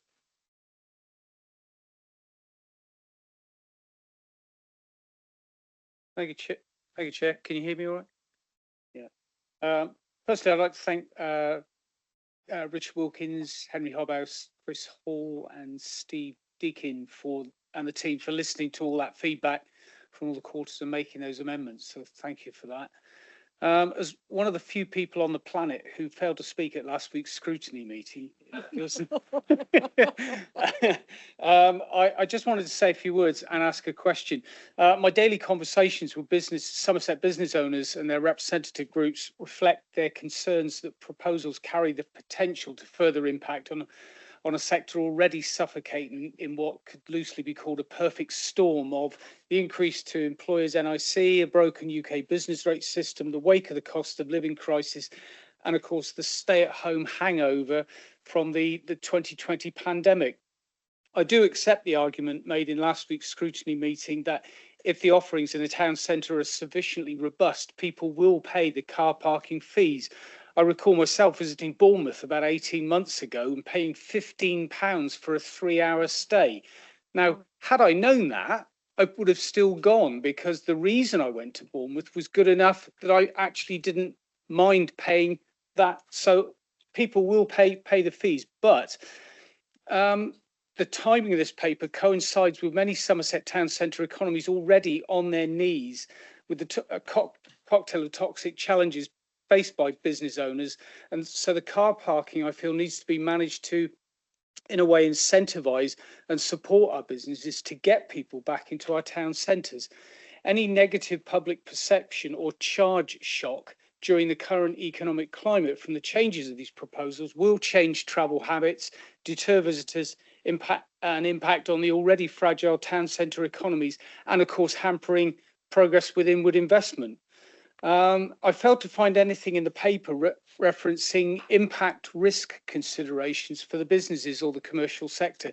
Point 6 of the paper states the service plays a key role in supporting the council's economic development, and the group most vulnerable, I feel, from any further downturn in footfall is the business sector, without which, of course, our town centres cease to exist. So I will be urging all the Somerset businesses I can attract to engage in the consultation. So I'll need to know the date as soon as possible, please. And I'd like to propose, if I can, an amendment to the paper, and that is to include the business and commercial sector as a protected group as part of the impact and risk considerations of the proposals. Thank you, Dave. Now, I don't think we can include them as a protected characteristic because that's set out elsewhere in the Constitution. But I believe there was a section around in your amendment around the economic impacts. Richard, do you want to just go back and reread that? And yeah, I will, but I will address first of all the concerns of businesses, and I spoke at length with businesses in, like I say, in particular, the Langport Chamber of Commerce, and their biggest issue was around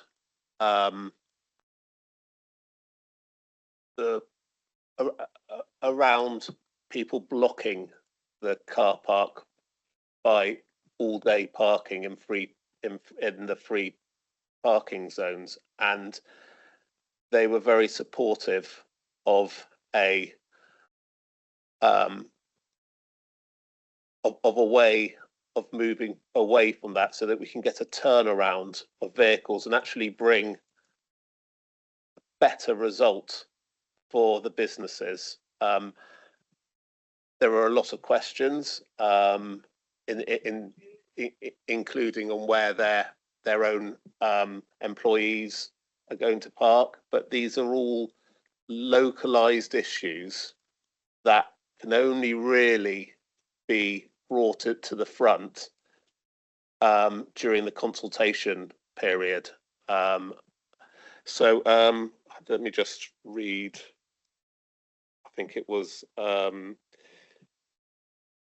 prior to the final decision being made and the implementation of a Somerset-wide approach to charging for parking being brought in, further work will be done to understand the economic impact of the proposals, and that local communities will be given the ability to have their views taken into account on any proposed changes. I think that answers your question. Yeah, it does. I agree. A balanced approach is the best way. So would it be possible to include an amendment to that effect to add business and commerce to the impact and risk considerations? No, I think it's taken for read that it's inherent. yeah, I think that's been included in that, so we can offer that reassurance. Okay, I've got Mike Rigby, Liz Leishon, and Theo Butt-Philip from the executive, and then we'll move on to other members. Okay. Thanks, Bill. I just wanted to congratulate Richard and the Officer Corps for pulling this together. It's something very much needed, part of our journey towards becoming one council.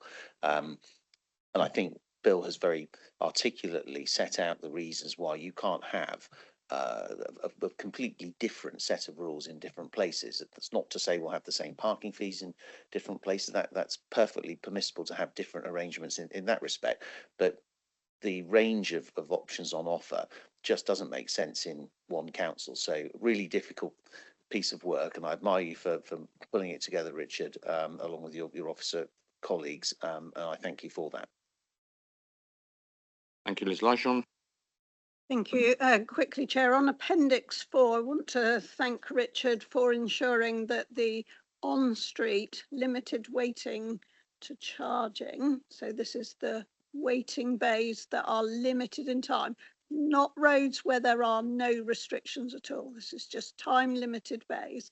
And you have put in a suggested tariff on Appendix 4 with the first 20 minutes free. I think this is really important because a lot of those limited waiting bays are used by people dropping off children and picking up children from school, particularly young children. So I just want to thank you very much for ensuring that that was in Appendix 4. Thank you. Thank you. And it does aid the turnover, which will help businesses, I feel. And it's worth noting that it's 20 minutes with a 10-minute leeway. So those in the know perhaps could stretch it that extra few minutes. And Theo, Philip. Thank you very much. I just wanted to look at the original recommendation E, which I think stays in the amended version, which is that the executive acknowledges the increased resource requirements to deliver and maintain these changes. I'm just wondering if there might be any wider benefits to additional resourcing that would come as a result of this. I'll hand over to Steve on that if that's possible. I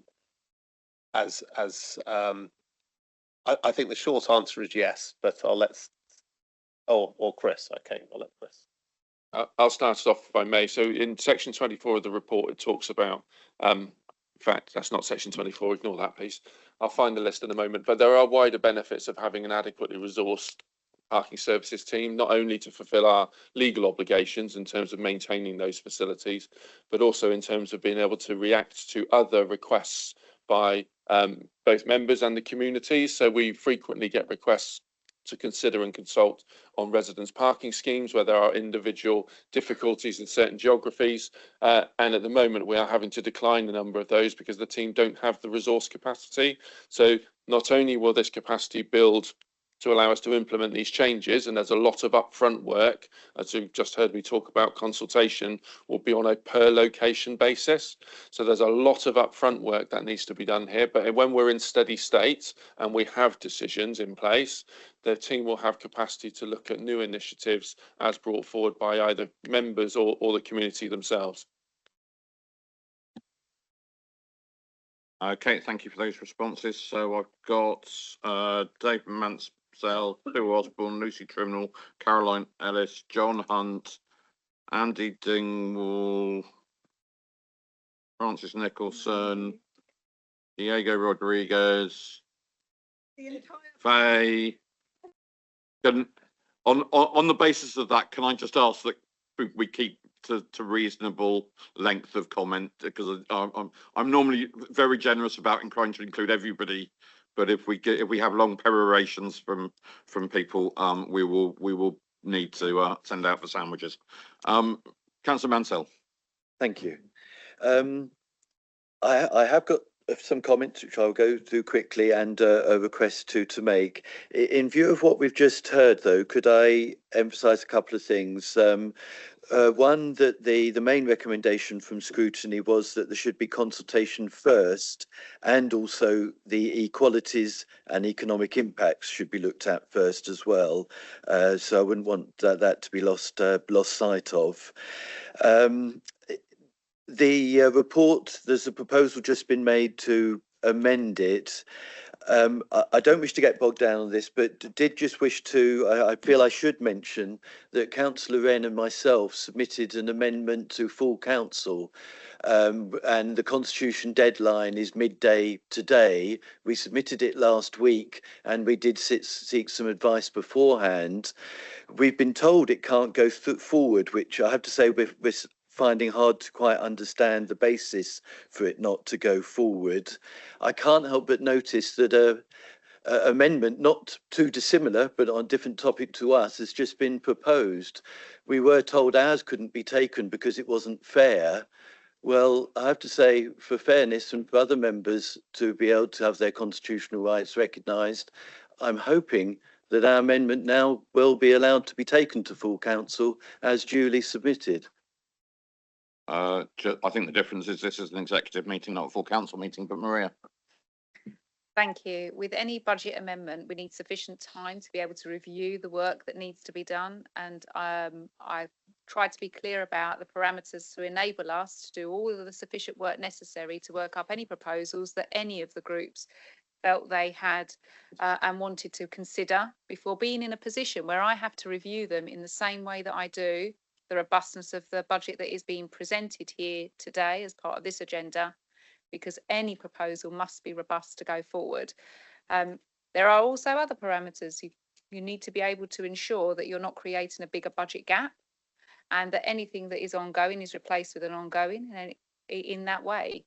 So I'm happy to have a conversation offline about your specific question, but fundamentally, we need to ensure that we do the work necessary so that we're in a position where we can give you that support for any amendment to the budget. Okay, thank you, Maria. Sue Osborne. So you've had your questions. Well, I did. I just responded to what my question is something quite different. I just felt that had to be mentioned. But may I please raise what I wish to? Very briefly, please. So, okay, I hear what's said there. Richard, thank you for attending the protest in Riverscombe on Saturday. Now, look, please. I do think we need to understand what's happening here. I'll run through this really quickly. These proposals emerged just over 2 weeks ago. That is when some of us were seeing these. They now seem to be being rushed through today and into the budget today and on Wednesday. We really need to do better than this. Now, it must be said, the equalities impact assessment here, and one reason for that is what is happening today is the policy is being put in place. We've also heard that you are committing to the income saving and how important it is to that to be achieved. Consultation afterwards is not good enough. The equalities impact assessment, sorry, it's really poor. It is not a safe decision on the basis of the EIA in this report. It doesn't cover many impacts. You've heard earlier today about Wivy Link, who provide community transport for vulnerable people. You've also heard that there are problems with residents who use these car parks. In Riverscombe and Milverton, this includes people on low incomes who have nowhere else to park. That is the parking that was provided for them. Economic impacts mentioned too on businesses and shops. Now, I think that the biggest concerns, there is a big concern with the overnight charging you've addressed. There is a big concern with the free car parks. In most cases, they are free for a reason. Now, and it is not wise to suddenly change this and be committed to a change, which is what this report now does. I quickly mention the cost being covered by others elsewhere. Well, there's been very little maintenance done in Milverton with some car parks, so there's not been much cost incurred there.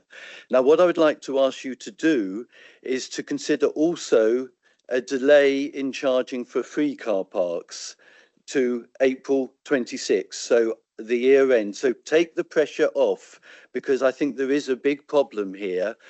I was going to suggest taking the funding for that from the same source that you've just used for overnight. So I'll suggest the alternative ones where I would suggest it could come from.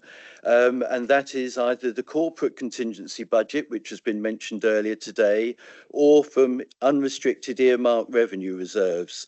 Again, the cost can be seen 175 5k in this respect for all free car parks.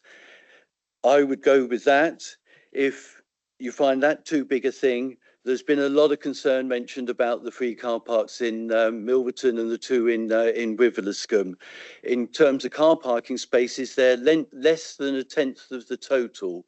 So it would only take a fraction, so it would only take a tenth of that 175 to cover that. Thank you. Thank you. And Marie Christoffoli.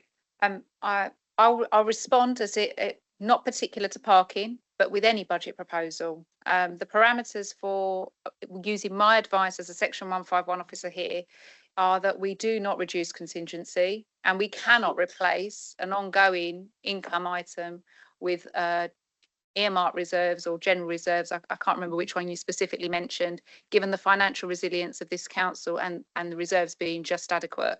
So my advice and my parameters for any budget amendment that would be coming forward from anyone are that if you're removing an ongoing income or saving, it needs to be replaced with an ongoing suggestion, and the teams would have worked up whatever the alternative is that would have been used to bridge the gap. I'll also point out that we are balancing using exceptional financial support in this budget that is being presented. If I may, I wanted to just to respond on the equalities impact assessment. So I believe the equalities impact assessment as presented, and there is an amendment to it with this budget pack, with these packs. I believe it's adequate for the purpose of entering into consultation.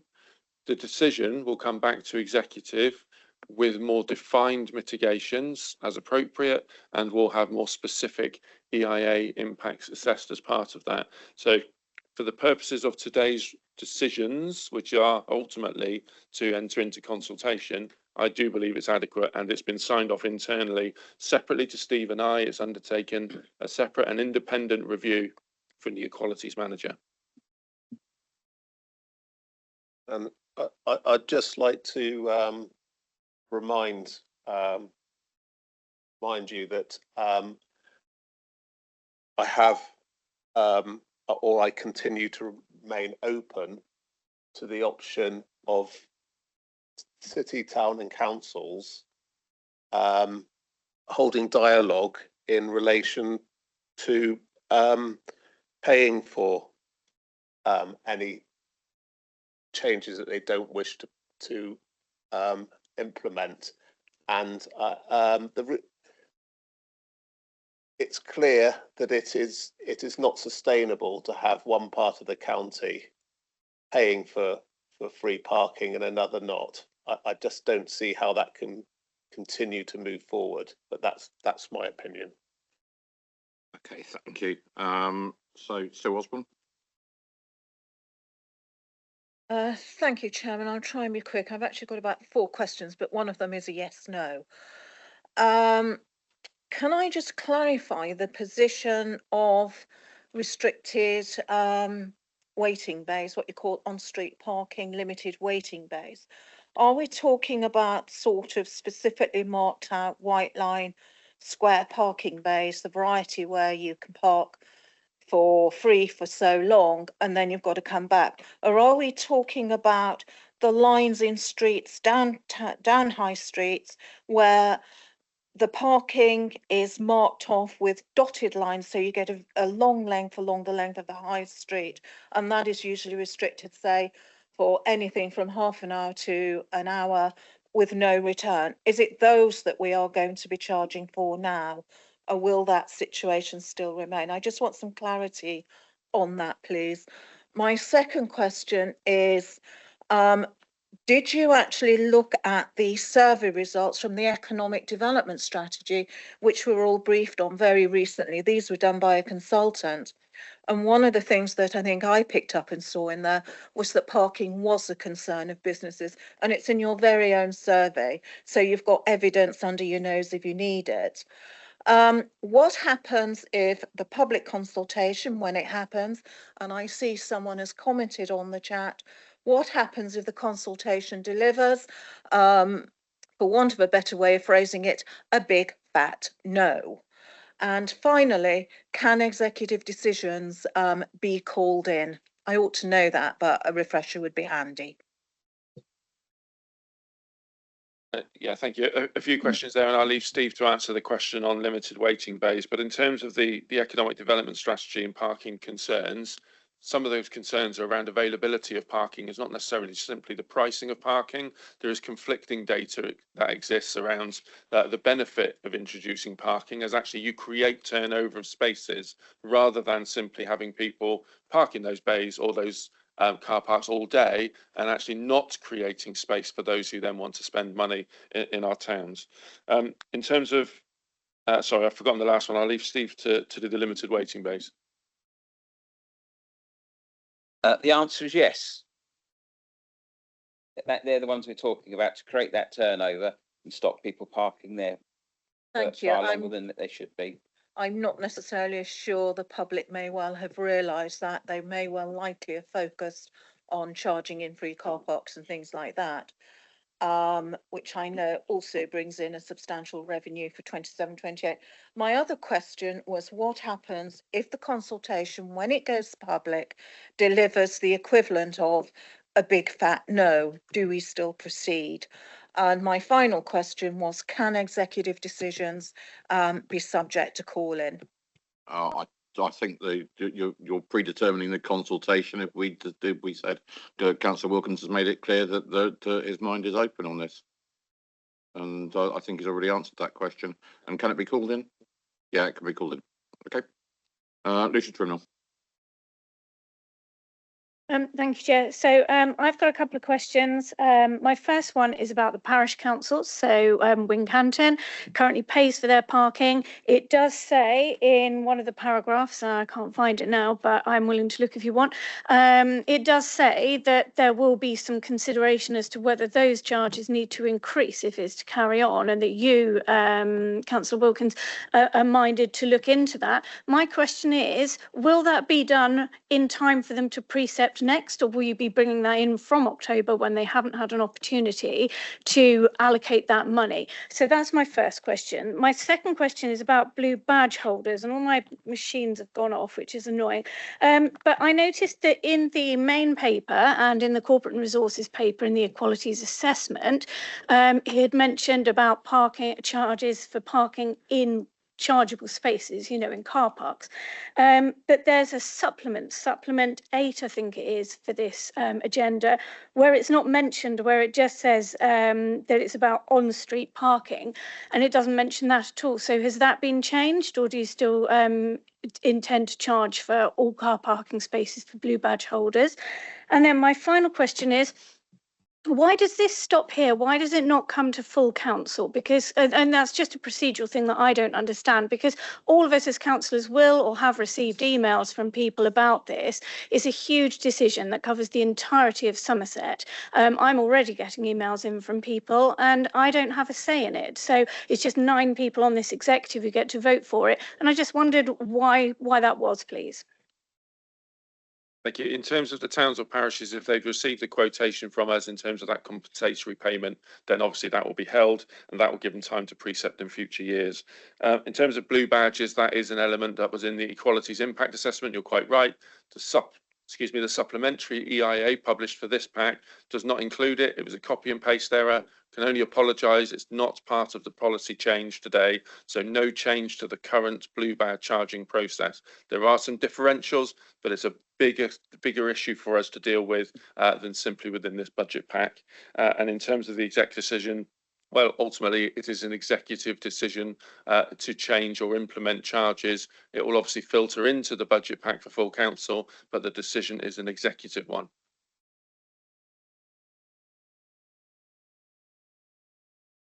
The monitoring officer is nodding, so I'll take that as a response that's where it sits under the Constitution.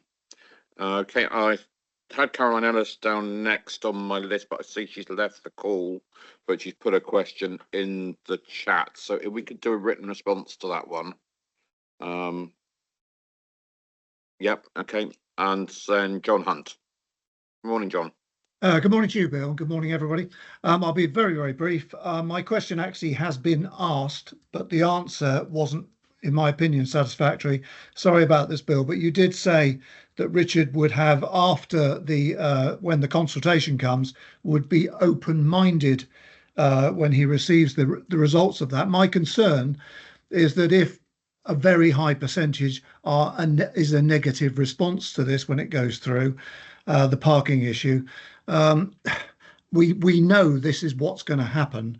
If it is a very high percentage, then why is this part of the budget savings when clearly there's an element of well, the public are not going to vote for it, that's for sure. The consultation will almost certainly. I appreciate we can't read minds, but I think we've read the minds of all those that have contacted us. They've told us what they want, or rather what they don't want. So I'm very concerned that this goes through at full council or today, and then we have the consultation. The consultation says, no way, we don't like this. I appreciate Richard will be open-minded, but will that mean the decision is actually voided? Because if it is, this shouldn't be part of this budget situation. If it's not considered, what is the point of the consultation in the first place? Thank you. So the important part of the consultation is that we won't simply be going out to the public saying, do you like this proposal, yes or no? The purpose is for us to demonstrate what the proposals are and how they would impact those individual locations, and for members of the community, business, residents, visitors, to be able to tell us what they think, how that might impact on them, and what mitigations might be appropriate. So we still have the ability to mitigate some of the impacts on those community groups. Of course, there is still the choice for the executive not to move forward with those should they so choose, but it is not a simple would you like to yes or no question that we would put out to the community. Our hope is to find a way to deliver these with mitigations that manage the concerns of those users. So if I may come back, Bill? Very briefly, John. I will be brief, yes. The concern is, I appreciate it's not yes or no, but it kind of is. I mean, I can't imagine a business or a member of the public agreeing with this. I appreciate it then comes back to executive perhaps, and they may well turn it down, but we all know that probably won't happen. So effectively voting for this now means it will happen, irrespective of what the consultation says. Yes, it might be tweaked a little bit. So for example, my concern now, and thank you by the way for removing the overnight charges, that's good news. But the Sunday charges, I can only speak for Taunton, but the Sunday charges in Taunton will be absolutely catastrophic for trade here. It's interesting. It's catastrophic for trade in Taunton. I've not noticed the catastrophe in other parts of the county. Many more towns that do have Sunday trading, but we'll disagree on that. We will. Councillor Oakes has asked us to come in. Thank you, Chair. Just wanted to answer the point about was there a point to consultation? If you ask the wrong question, you will get it. But that's not the point. I think the thing to take on board here has been the change that's changed during this process, where there was an original series of proposals. It went to scrutiny. There was a long and very thorough discussion with a whole range of challenges and questions. And then the lead member came back with amended proposals. Now, that's pure evidence, unchallengeable evidence that Councillor Wilkins has got an open mind on this.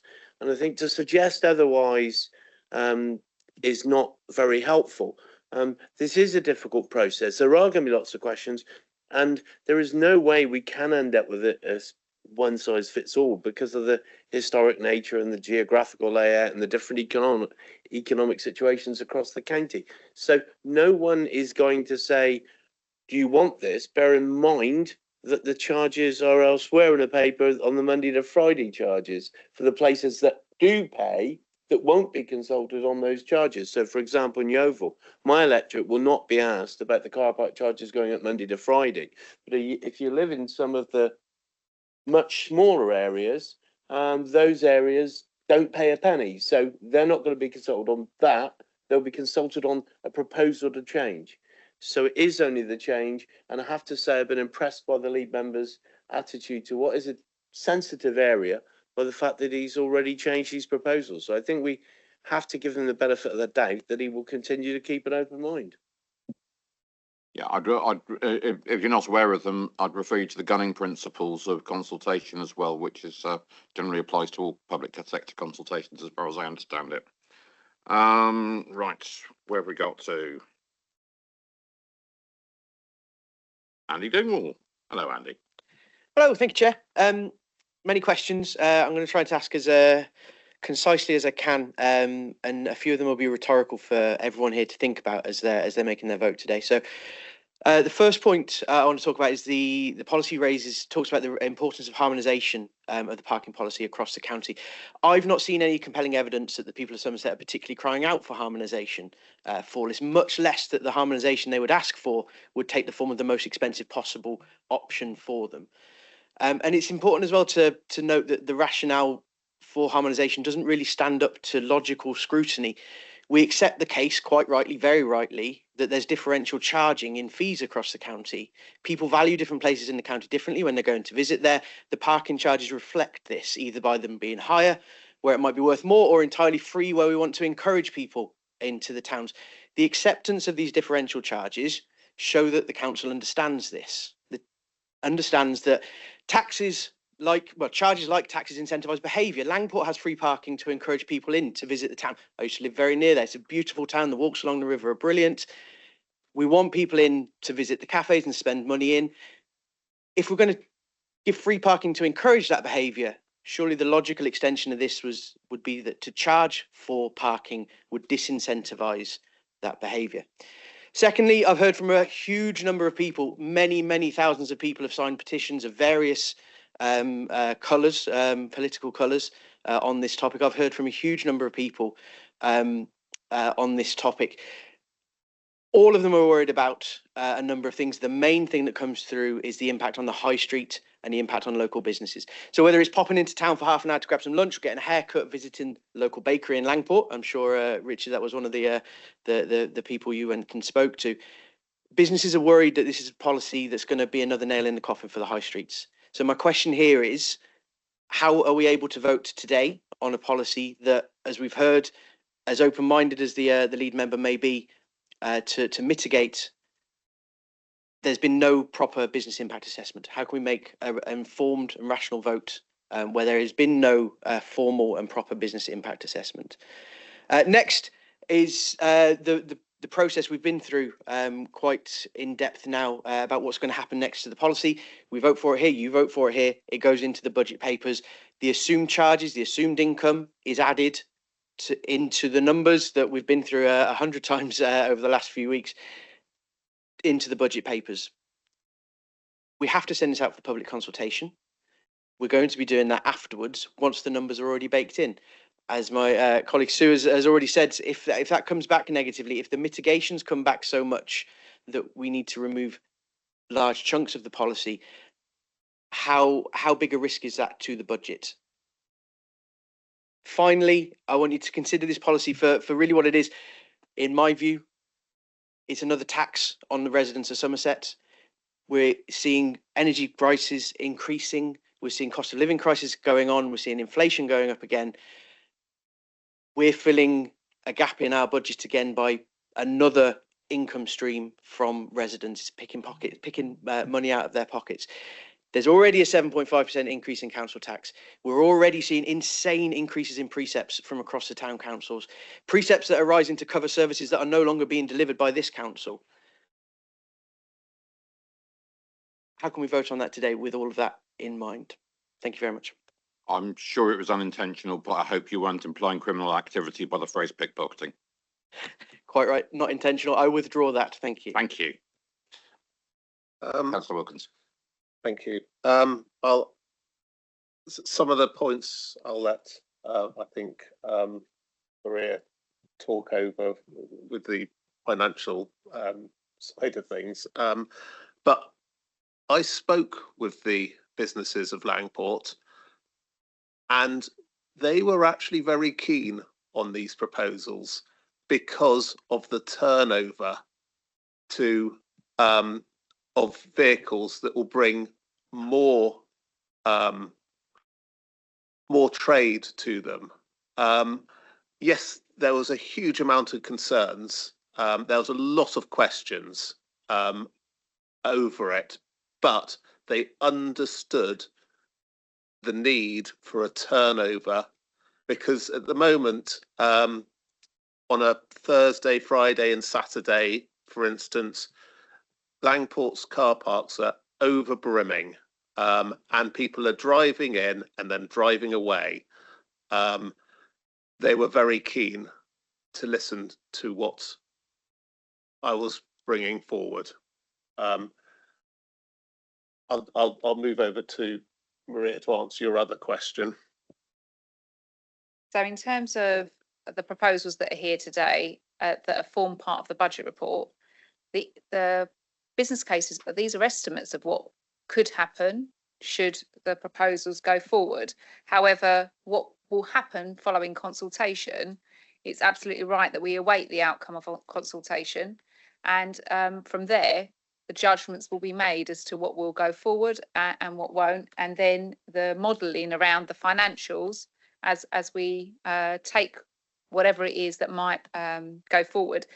It's important for me to flag that just because here we have actually been in a position where we have implemented a lot of our savings before the financial year starts, it's a perfectly normal process to identify savings, start public consultation, await the public consultation, and then need to address whatever it is that arises after public consultation. Should whatever comes out of public consultation, whatever is taken forward, mean that the full saving is not realised, I will expect a substitute to come forward during the year. However, we have based these on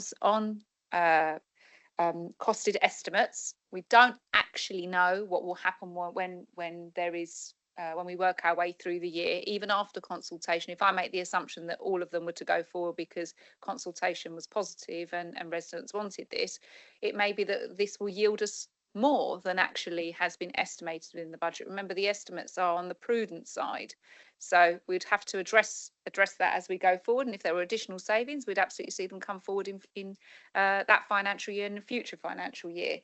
But I think it's appropriate that consultation takes place, and then we await the outcome of consultation and what will go forward. Very briefly, Andy. Very briefly. So there is a line, just for my peace of mind, there's a line in the budget that forecasts the predicted income from this policy that we're signing off on Wednesday that is at risk due to the consultation. With any budget saving, there will be risks.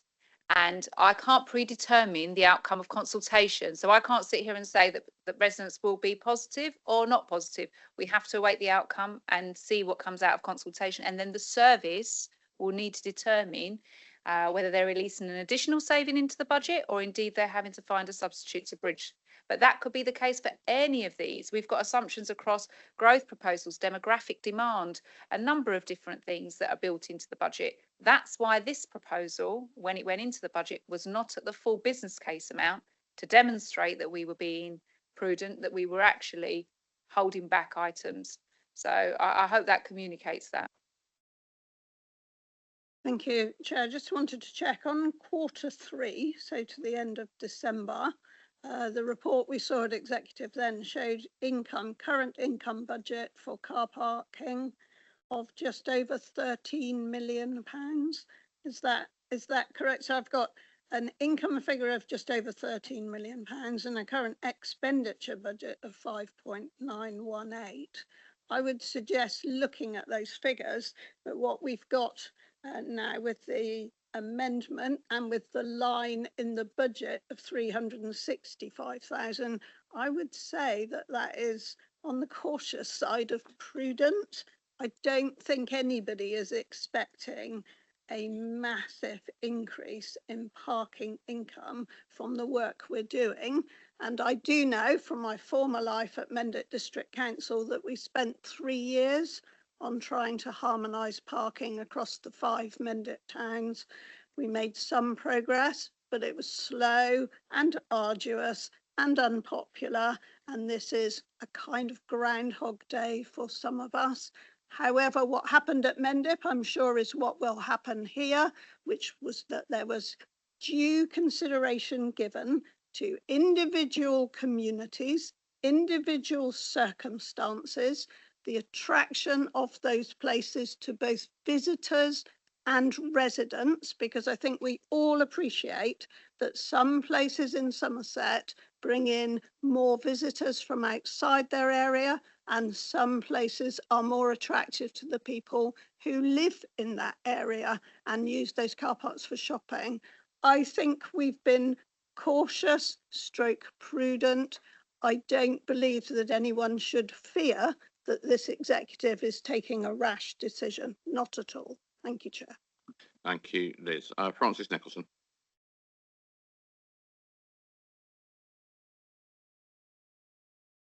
Thank you, Mr. Chairman. I think there are some, among the problems here is the one which is that the principled arguments about whether this is the right thing to do or not are mixed up with, but you've got to do it because we need the money.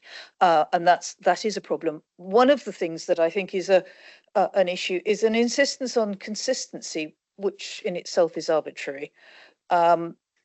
We all know of the 3 small boys and the fence they have to look over, and actually they need different sized boxes to stand on so they can all see over. What is right, what is appropriate, and what is fair is not being the same. It is about what the needs are. The needs of the county are not uniform, the economies are not uniform, the circumstances of the people are not uniform. I appreciate that one way to try to cope with that, at the same time of going with this shibboleth of consistency and harmonisation, and to take account of the differences that there are. If so, if the only way that this particular circle can be squared, of needs being different, but a desire for the same, is to include into the potential and possible prices the sum of 0. So you can have your policy, but it's possible for it to be set to 0 in some places. And I would welcome that addition.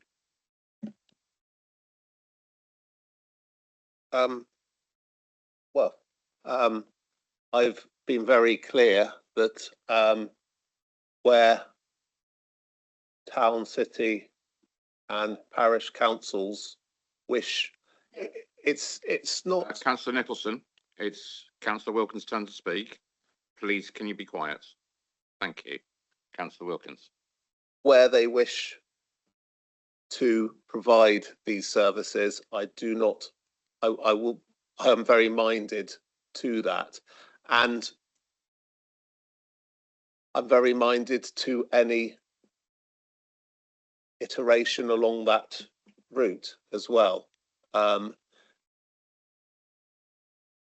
But to be clear, I cannot understand where we could be in a situation for eternity where some particular city, town and parish councils are being singled out to pay for services whilst others aren't.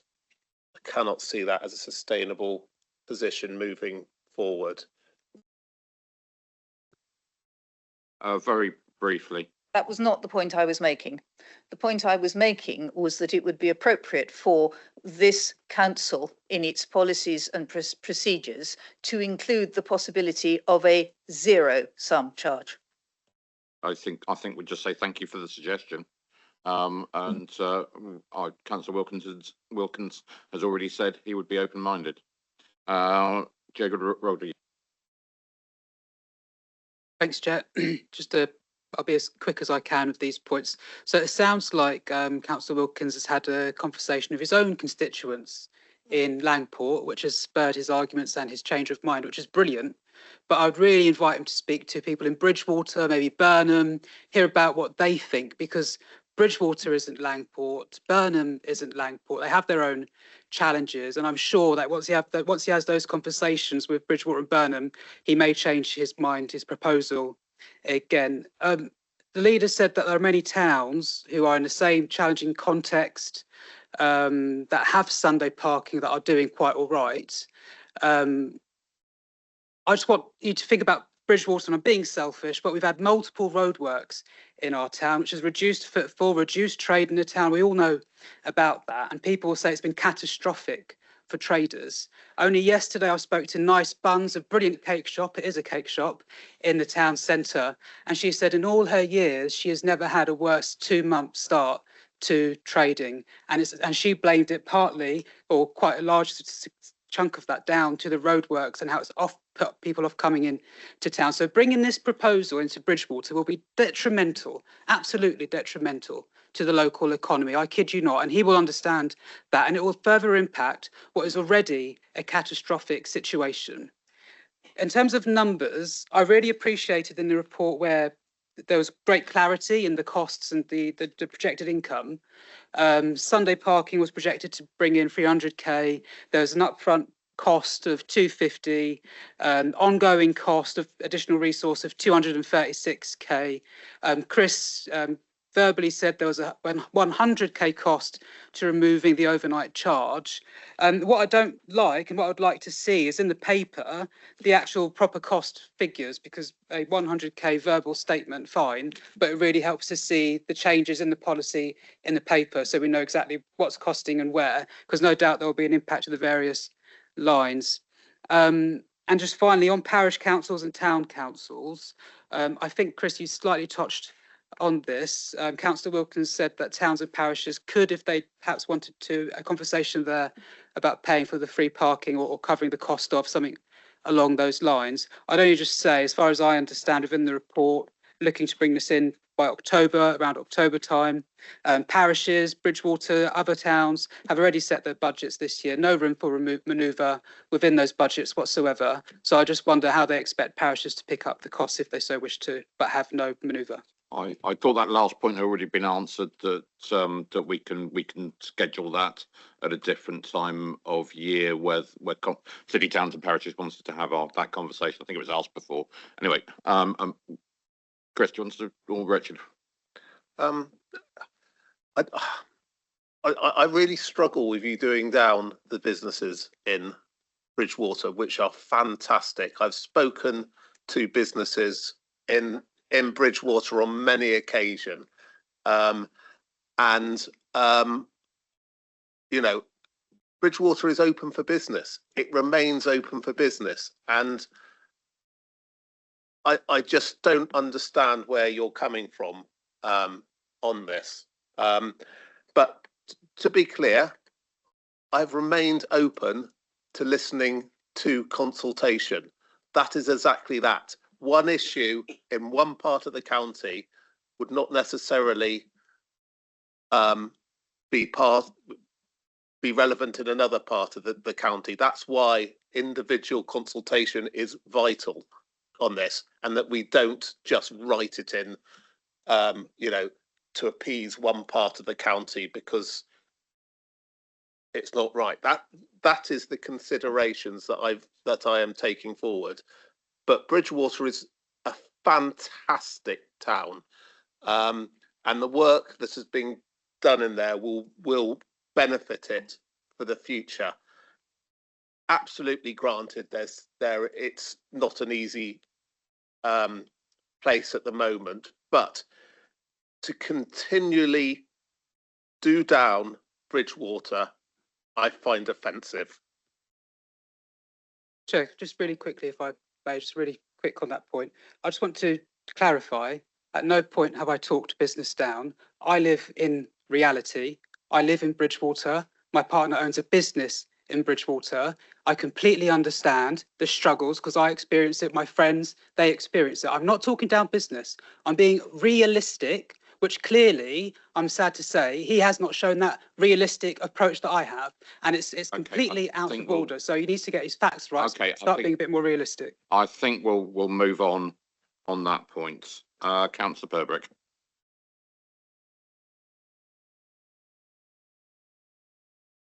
Thank you, Chair, and I'll try not to repeat things that have already been covered. And I'd like to point out before I say anything that I'm a big fan of Yeovil, which is where I represent.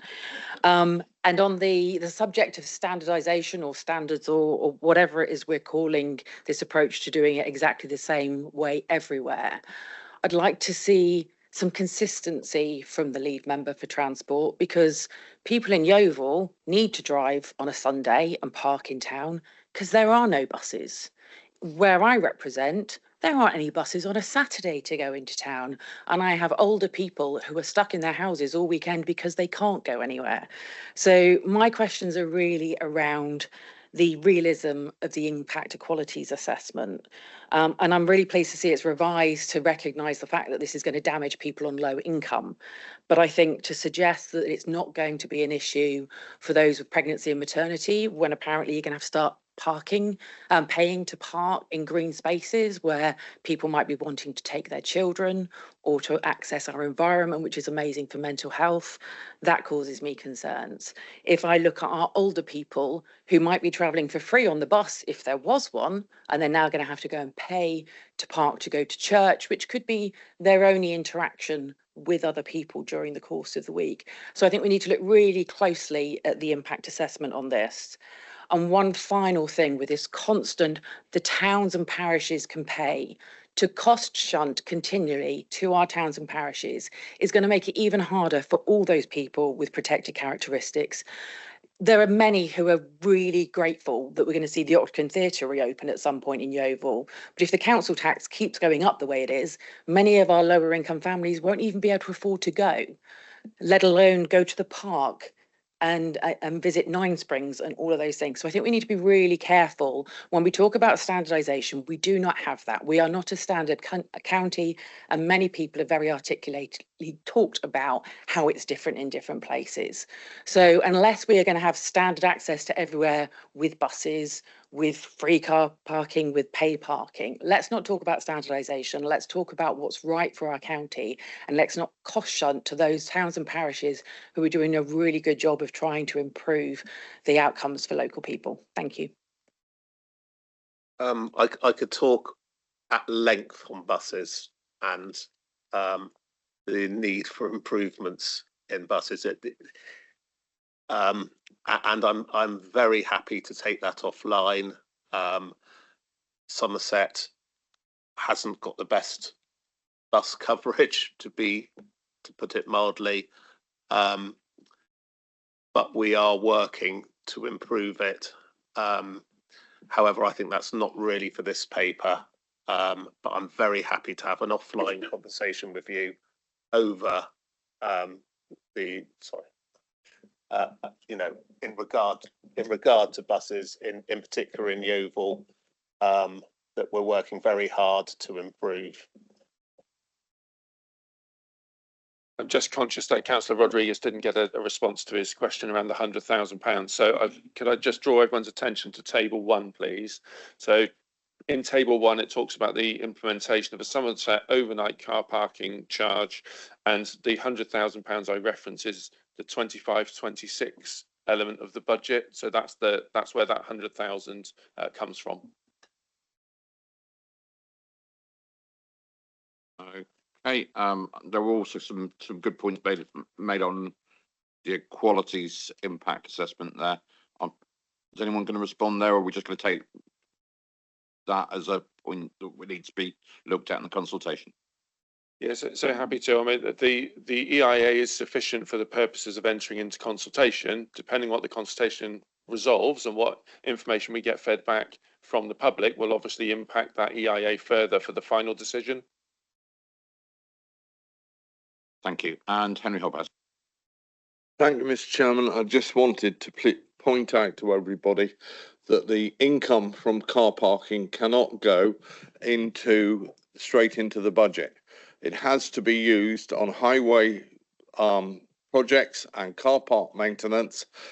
You can free up some money if you're paying money from the regular budget onto the highways, but it cannot be spent elsewhere, which was one of the problems that all the districts had, because all the highway budget was county council and the districts are saving the money on the car parks. Thank you. Oh, there's everyone's looking at everybody else who wants to have a go at that one. Who's Maria will do it. On-street car parking income is part of the parking ring-fenced account, but off-street car parking in car parks is not part of the ring-fenced account. And even when it's part of the ring-fenced account, we're spending a significant amount of money on eligible expenditure within the budget for this to fund. And we've got a parking appendix within the budget so that you can see that income and expenditure and how much is appropriated to support the general fund as a result of the volume that we spend. There was a previous question around recharges. This is another area that we review to ensure that only appropriate expenditure is offset.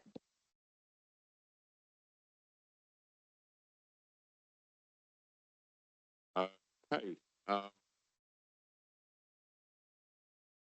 Went on my list, Mandy. Oh, that's right.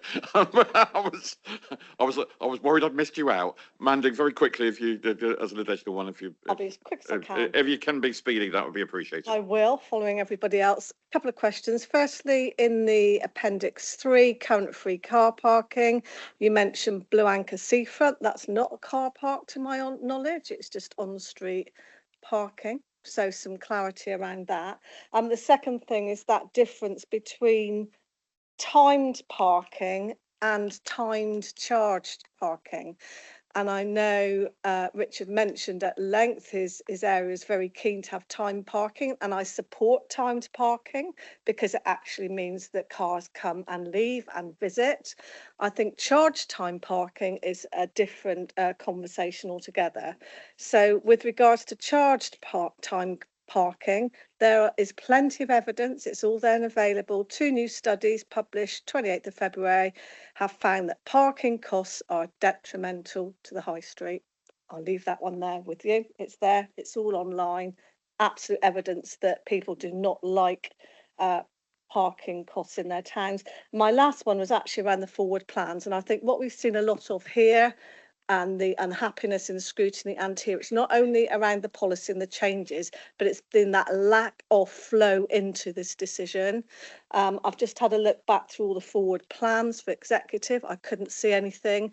And as councillors, if it's on a forward plan, a little way in advance, you can get some time to think about it. Your scrutineers consider whether they want to bring it in to discuss it before it reaches, as in not last minute, but in advance. So I cannot see it on the forward plans. And I think moving forwards, really contentious issues, the more time you can give in a forward plan, the better it is for the rest of your councillors and their responses. Thank you. I think Mr. Jones did post something in the chat on the forward plan. Alan? That's correct, Chair. Just for clarity for members, I placed it into the chat with the forward plan reference that was put forward. I would echo the comments that have been made by the Section 151 previously, recognising there is a number of issues and the pace at which a number of papers have been brought forward. However, we are in an exceptional financial position. As a result of that, we've had to bring matters forward as they have come forward and as they have been developed. The proper process has been followed, but I have to say the pace of which that process has been put through has been considerable this year because of that position. So we do welcome members' forbearance with that, but we have had to publish these matters in order to ensure we have a balanced budget, and the 151 has been clear on that particular position. Yeah, so published in plan. I've got 1st of February. If I click through the link that he's sent, so I think the point's been answered. So, and I asked about the Blue Anchor. Yeah, no, I'm just looking for colleagues to see who's going to take Blue Anchor. Theo, would you like to take Blue Anchor?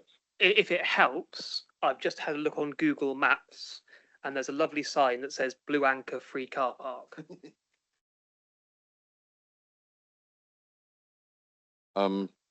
Anything further to add?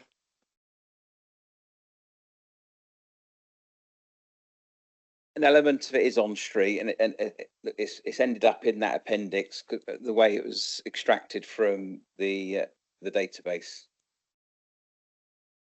Okay, I think it's that level of detail that we need to go into the consultation on. Yeah, I'm aware. Yeah, I spotted at the weekend as I was being a right anorak in my research around this that Milverton wasn't on the list of car parks, and I confused what was the housing revenue account car park for Creedwell Orchard tenants with the car park that is advertised as a car park, and it's there may well be some bits and pieces of local knowledge that will need to come through in the consultation here that will come through, and that's why we go to consultation, of course. Thank you, Chair.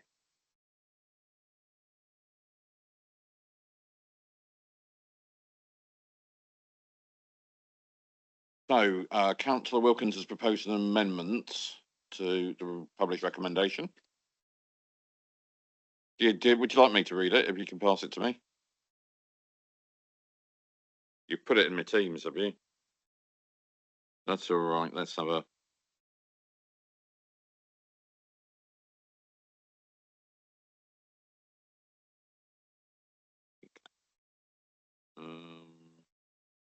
Yeah, no, sorry, it's technology. It excites me too much. Go for it. Okay, so I'm moving the arrangement, the amendments for the executive to firstly support a consistent approach to parking across Somerset, including A, the introduction of parking charges on Sunday as set out in Appendix 2, the introduction of charging in free-to-use car parks as set out in Appendix 3, the introduction of on-street charging in limited waiting bays as set out in Appendix 4. 2, to acknowledge the increased resource requirement to deliver and maintain these changes.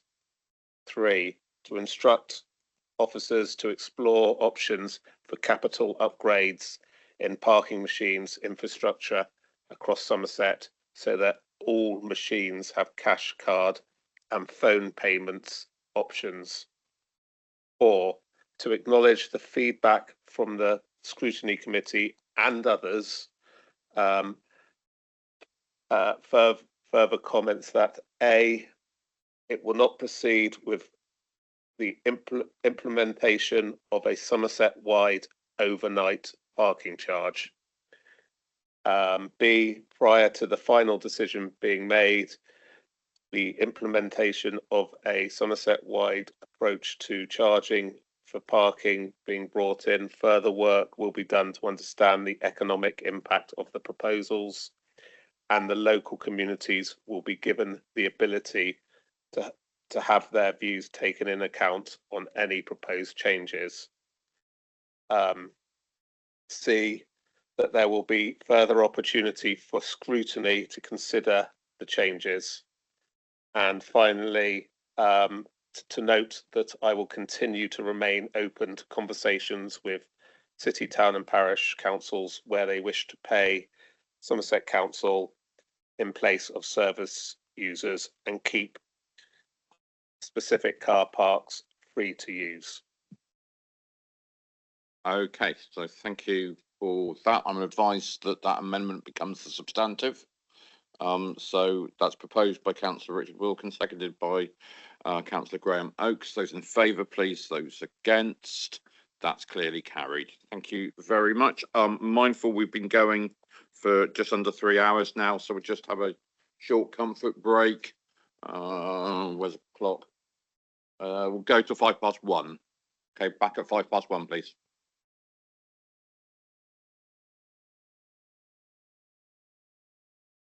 Okay, folks, can we resume our seats, please?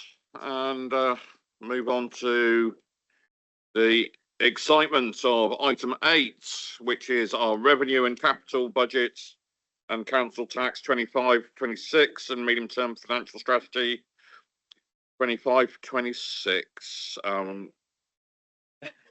29-30. Can I highlight? Councillor Rigby, no talking in class.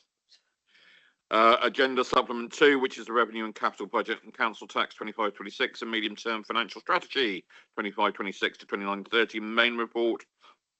Agenda supplement 5, which includes the revised proposals for fees and charges for 2 line items, and Appendix H, fees and charges for approval 25-26, and Agenda Supplement 7, which is an updated Appendix T, non-treasury investment strategy 25-26. I'm sure we've all followed exactly which paper we're referring to at any particular point. And many of them will seem incredibly familiar because we've seen lots of them before in this process as well. So can I invite Councillor Liz Lishon to introduce the item and then pass over to Maria and Nicola for any other points.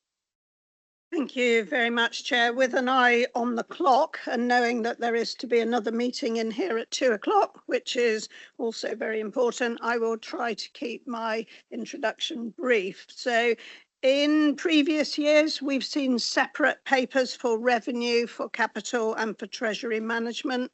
Today, we have all the papers in the one report. You'll know, of course, that we've had savings and growth items at previous executive meetings and full councils, so I will not go into detail on those individual items, but I will concentrate on the bigger picture and introduce this report with knowledge of the complexity of all these papers in front of us, and with understanding that we have needed exceptional financial support for a second year. And with regard to your view, Leader, about exceptional financial support, I'd say the only thing exceptional about it is the amount of work that it requires, which I really pay tribute to our officers who have made this possible and who have revised papers over the weekend so that the Corporate and Resources Scrutiny Committee could have accurate papers last week. So at Audit Committee in January and full council in February, we debated the statutory recommendations in the auditor's annual report. And of course, a huge amount of work has been completed since the 1st of April 2024. But the need for savings plans delivered at pace and an overarching transformation business case are very definitely still just as relevant today. We've also had the CIPFA review that has been referenced already this morning. That was commissioned by the government, and so it will be published by the government, and I believe that that will be soon. And I think that will be interesting for everyone right across the whole council, not just those who are either working on finance or shadowing. We also had a very full week in November with our Corporate Peer Challenge, and the report for that, of course, has been published recently. We also had the annual governance statement at the most recent Audit Committee. And this last week, last Friday actually, we've seen the publication of the National Audit Office's report on sustainability or not of local government.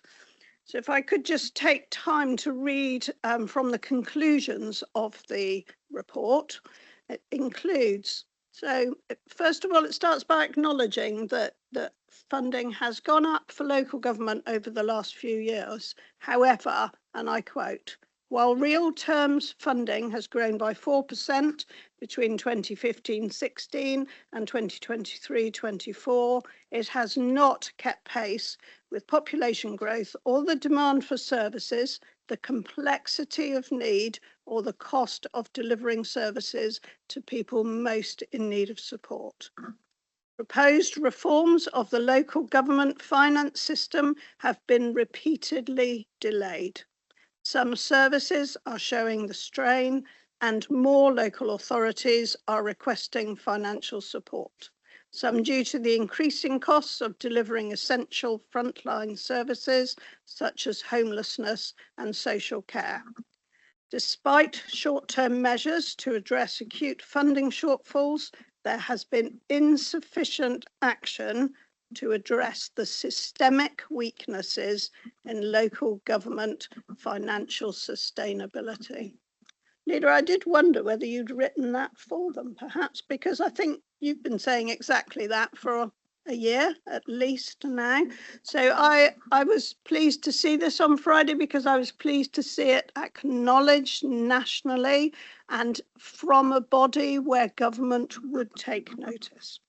So all of these important documents that we have received or that we are waiting to be published each tell us the same story, that the financial challenges for this council are on a scale that would be difficult to understand were it not for that national story of an unsustainable situation for local government. And so, of course, we don't have to say, but a unitary council has all of those responsibilities: the social care for all ages, the special educational needs and disability services, and homelessness. We have a core spending power that is actually lower than that shown by government for Somerset, due to the near £27 million less in our base budget due to the 6 years of council tax freeze. We all realise at the time that the flatlining of council tax was considered welcome at the time, but other councils, some not far away from us, realised that not covering inflation would mean savings or cuts year on year, and so they returned to small increases after a couple of years. We are continuing to respond to our expenditure increasing at a greater rate than our income. And we have now, of course, undertaken a further restructure of the executive leadership team of the council. That means the directorate budgets have been changed to reflect the responsibilities of each executive director. And inevitably, that makes comparison with the first 2 years of Somerset Council more difficult, particularly in resources, strategy and transformation, and in community, place and economy. I thank the finance team for their ongoing work to produce a budget that reflects the new structure.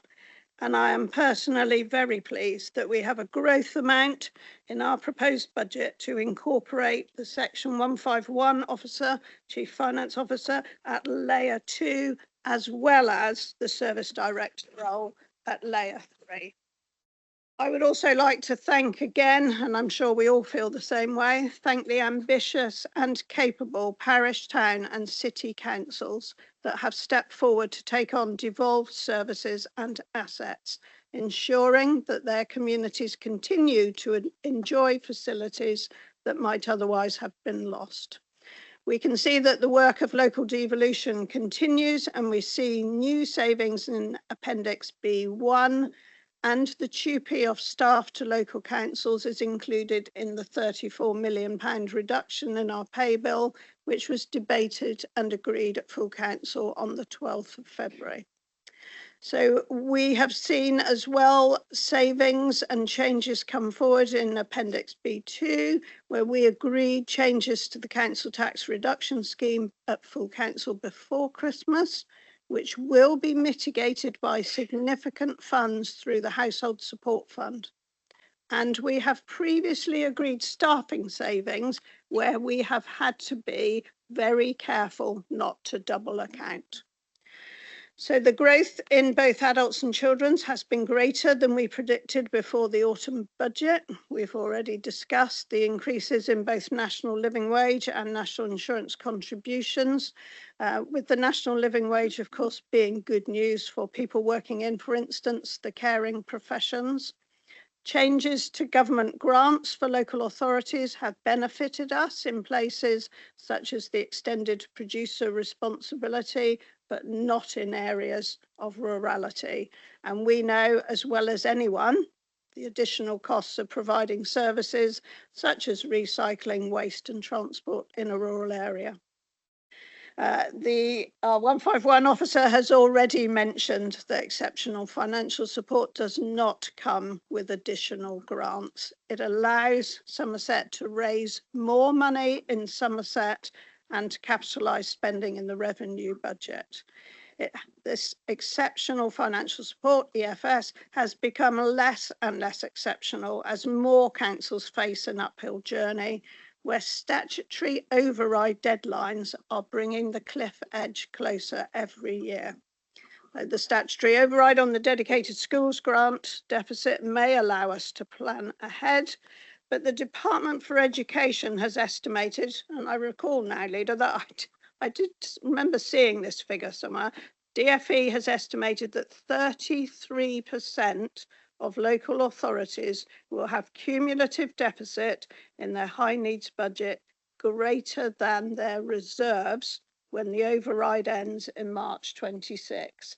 And we do know that that section 114 possibility does not go away. And we know that many councils are in the same position, and that amongst all the many very difficult things ahead for this government, that there is a massive task ahead to find a way to make the provision that has led to that deficit affordable and deliverable. I very much welcome our 151 officers' approach for the provision for risk of 3 million and the increased corporate contingency to 12 million. I think when you look at the turnover of this council compared with the turnover of the county council in its last year, I don't believe anybody could argue against a greater contingency.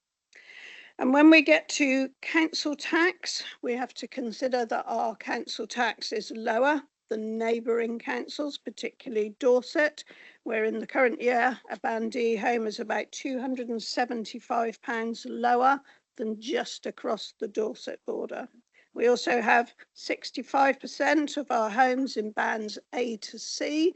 So when we look at the increased council tax, as we put forward the 4.99%, and the additional 2.5%, 65% of the homes in Somerset will pay less than that Band D figure we always quote, and about 11% of homes in Somerset, as was reported at an earlier scrutiny meeting, do actually claim on the council tax reduction scheme. And of those who claim on that scheme, I recall one of the officers telling me that about a third of them actually pay no council tax at all. And of course, neither do homes that are, for instance, houses for students. They do not. They do not pay council tax. Secretary of State and the Minister have allowed us to propose that increase above the referendum limit, with explicit knowledge that even after the increase, Somerset will still be below the average council tax. So MHCLG has been quoted as follows, and I quote, "In the areas where we have made the difficult decision to allow limited council tax rises, we expect that no taxpayer will see their bills reach higher than the average compared to similar authorities." That is an extremely important paragraph. So we're acknowledging the impact of the increase on household budgets. We have our exceptional hardship fund, and I have already referred to the household support fund. We have taken careful calculation through the collection fund to ensure that we have not over-predicted the second home premium agreed for implementation in Somerset on the 1st of April. That has been a subject of particular note in Cornwall, I understand. And the additional 2.5% increase can raise a further 9.16 million for 25-26 and then baked into the base budget. Clearly, that does not fill the gap in our budget, and the further capitalisation directive of 43 million is necessary to propose a robust budget with just adequacy of reserves. We understand that. We understand it as an executive, we understand it as an administration. So I'll say again, please don't anybody think that the additional £20 million of capitalisation directive reprofiled to this is a further ask of government. That is part of the ask of government from a year ago, which we are reprofiling into 25-26. So you'll recall from Q3, where we had recent budget monitoring paper, that we are seeing that reduced draw on MTFP reserves. And I hope that we may even see that reduced further over months 11 and 12. The better we protect our reserves, that's both general fund which absolutely has to be protected, and earmarked reserves, the better we can plan for our future. So the capital programme is now included in this report, as it has been in budget monitoring for some months now. And as capital spend requires a level of borrowing, it is essential that we understand the pressure that puts on our revenue budget for the years required by the minimum revenue provision. So we know that borrowing is more expensive now than it was for so many years, and we have to be careful as we move forward in balancing optimism with concerns of a global situation as well as a national situation. So where the capital programme has slipped, we are still seeing significant numbers of important capital bids coming forward, particularly in education, where the council has responsibility for sufficiency of school places. Much of the income for capital expenditure will come from government grants, which are, so the bids are held centrally in the corporate centre until those grants are confirmed, and then at that point they go out to the directorates. And of course the Section 106 and community infrastructure levy agreements. Going forward, the way we work with and monitor Section 106 and SIL will become increasingly important. And we do, of course, have the new local plan ahead of us, which gives us an opportunity to be, if I dare say it, more consistent across the whole county. So I believe we have a very comprehensive suite of papers for our 25-26 budget, and for council tax setting for the year ahead and for the medium-term financial strategy. I should just say that Appendix U was missing for this suite of papers today, missing Sharpham's parish meetings. So I had a very jolly chat with the clerk from Sharpham Parish meeting, and that is already in place now for full council on Wednesday. So we are complete there. I would particularly like to thank Scrutiny Corporate and Resources and also the Audit Committee for their consideration of the papers that have gone through their meetings. And I really need to thank the finance team for their diligence and their tenacity in getting these papers to us today and for Wednesday with very little time in between. I'd now like to ask Maria Christofi to give us any further information that she feels we may not already have, because we do have a lot, and possibly Nicola Hicks too. But thank you, please pass our thanks to your entire team for their fantastic work. Thank you. Thank you very much. I was just going to direct members to the various sections in the report that pick up on a few bits that I think are really important. As we go through the report, there are a number of pressures and risks that are identified. If you look at paragraph 59, all of the risks are listed so that you have that transparency. Within paragraph 50, all of the key objectives moving forward of the medium-term financial strategy that are replicated within Appendix G about the strategy and the way forward. The medium-term financial strategy assumptions are in paragraph 66, and this demonstrates that we are setting a balanced budget for 25-26 with the exceptional financial support of the 2.5% additional council tax above the referendum threshold and the 43 million capitalisation direction. This leaves us with a gap of 101 million for 26-27 through to 29-30 of rising to 190 million cumulative. In terms of the deputy leaders already reference the support and help, which is listed within paragraph 87 for our residents that find themselves in financial difficulty or hardship. I would also urge members to read paragraphs 100, where it identifies all of the grants that we receive and the purpose of the grants, so that you can understand which are continuing and which are not. The budget is complete with £54 million worth of savings, a 9 million substitution, a £58 million worth of growth held within paragraph 112, savings within paragraphs 113. And in terms of capital, we've got a capital programme of over £1 billion here over the entire capital programme, with additions that have been included in that number. The dedicated schools grant and schools budgets references are in paragraph 171 and also in the appendices, and I would urge members to read them. I'm not going to cover the section 25 statement again. We've spent enough time on it, but all of those messages that you heard from me in that item are all relevant here in your consideration of the budget, in terms of the executive agreeing it and recommending it on to full council. The council's financial position is critical. We have a balanced, robust legal budget proposed here for 25-26, and there is more work to do for future financial years to ensure that we can set a balanced, sustainable, robust budget in each of the coming financial years. We will need additional savings, we will need additional income and council tax. Otherwise, further exceptional financial support will be required to avoid that section 114 notice. Thank you very much.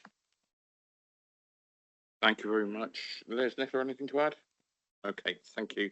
Thank you, Liz, for that detailed explanation. And Maria, Nicola, can I echo the thanks to all of your teams in bringing this forward before us. I'm extremely aware of the time that we have an additional meeting here at 2 o'clock. I'm very aware that this is the recommendation before us is to recommend this to full council, which is on Wednesday. And we got an hour and a half on Wednesday of looking through this. So if members could limit their contribution to anything that is needed today, that would be preferable, and then we can save those for Wednesday when it's agendaed. I'm very aware that Councillor Wakefield won't be here on Wednesday and will probably want to say something now. Sarah. Thank you. Yes, I just wanted to say that my understanding is obviously that we are grateful for being allowed to increase council tax, although it's the last thing we want to do in terms of what you ask your residents to contribute to. But actually the £9 million, as you said, is now baked in as we go forwards as a base budget. But the bit you mentioned about the £20 million being carried forward from last year, so that we've got I think a capitalisation direction of 63 million in total. I mean, because we didn't use 20 million of it last year, hopefully we won't need to use, or this current year, we don't know yet, but we hope we won't. We hopefully won't be able to need to use it next year if we do it all the way we've said we're going to do it, and we keep the budget we said we do, and nothing comes and knocks it sideways that we didn't think of. So hopefully we might not need to use all that 63 million, but the point is they have to leave it there, because until we've finished our accounts at the end of this year, we won't really finally know how much of it we do need. Is that I'm just trying to disentangle it for people who might be listening so that they understand how it works. And the point is that even though we've got the 43 million for the forthcoming year, unless we can find that from somewhere, which I hope we can, my Salesmatics or something, we're going to have to borrow the money, and that just keeps rolling up into what we need to find. So in order to set a robust budget, because I don't know whether we're going to have those capital receipts coming through in the new financial year, I've baked in the cost of borrowing within this budget so that we are covered should we need to borrow, because we don't have the sufficient capital receipts. However, the capitalisation direction that was granted in 24-25 did include 40 million of that 76.884 million was for transformation and redundancy costs that enabled us to either use capital receipts, which that's the proposition that we've got, which is different to the ability to use capital receipts in the flexible use of capital receipts strategy, because there are criteria attached to that. That means that some of that expenditure wouldn't be eligible under that, but it would be under the capitalisation direction. So we will use the one that enables the council to finance as much as possible of that transformation. And in the announcement that's on the website, it says note provisionally includes revised support agreed in 24-25 subject to final confirmation. And that's because I've estimated what I think we will use, and we will report to them at the point where we've actually closed the account so that they know. And then that will be what we have to enable transformation and redundancies moving forward for 25-26, in addition to the flexible use of capital receipt strategy that is also included here. Any other comments or questions from members of the executive? Okay, any comments or questions from other members. Councillor Rodriguez. Just a quick one, just for some guidance where I might be able to find something.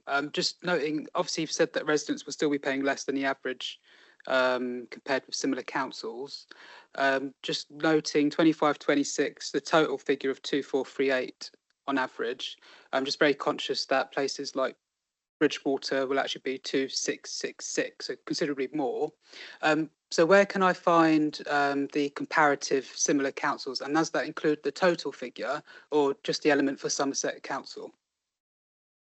Chair, if I may just say, you do have to be really careful when doing comparisons because some include fire and some don't. You take an average. When you look in this paper, you'll see a kind of average of parish precept, but actually nobody is average. They're all different.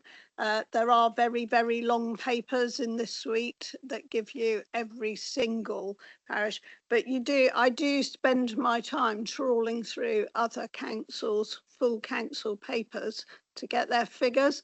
And it's quite interesting, actually. For me, it's been interesting to see in Dorset that there are quite a lot of high parish precepts there, much more so than I had realised. I thought we'd be breaking the mould a bit in Somerset, but it would appear that we're not, that there are actually some quite high parish precepts in Dorset too. I've just done that comparison because I knew what the Somerset Council versus Dorset Council was, and I was looking to see whether parish had comparisons. The government's got a really nice spreadsheet going right the way back to 1993 if you really want to have a look at where council tax was set from the beginning and how it has and hasn't increased for each council. They're all listed in there. So there's a huge amount of data out there, but it's kind of trying to pull it into a useful form that takes the time. So just for clarity then, but where you said that we're still paying less than the average compared with similar councils, is there a document where I can see that, or is it just do your own research? Sorry. There's an average for unitaries. There are averages for rural councils. Leader here's got a comparison with Dorset, Cornwall and Wiltshire. If you want us to send you some detail, we'll try and put it together before Wednesday and get that to you.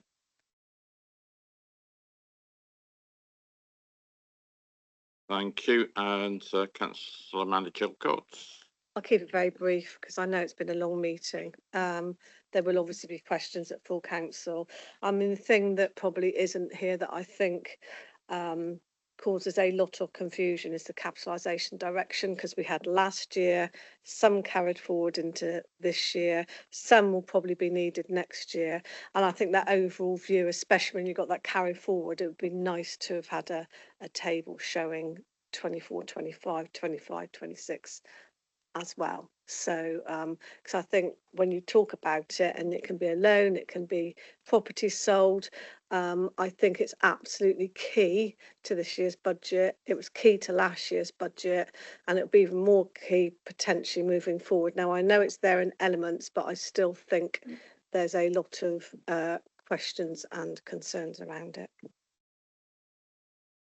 I take the point around trying to make things as clear as possible. We do have it in paragraph 13 that is within the executive summary right at the front of the report, so that we are, if you like, setting the scene of where we've come from and where we're going to. And that, I thought, articulated it clearly, that this confirmed the maximum value of the capitalisation direction of 63 million, including the reprofiling of 20 million from 24-25. in respect of transformation and redundancy costs into 25-26, but I take the point. I'm always looking for ways in which I can make the papers more accessible and clearer. So another year a table might be really good, sort of just going back a couple of years if we're a year hence and then moving forward. We'll include it in the outturn report, so when we're reporting on what we've actually used. Thank you, I think that'd be helpful.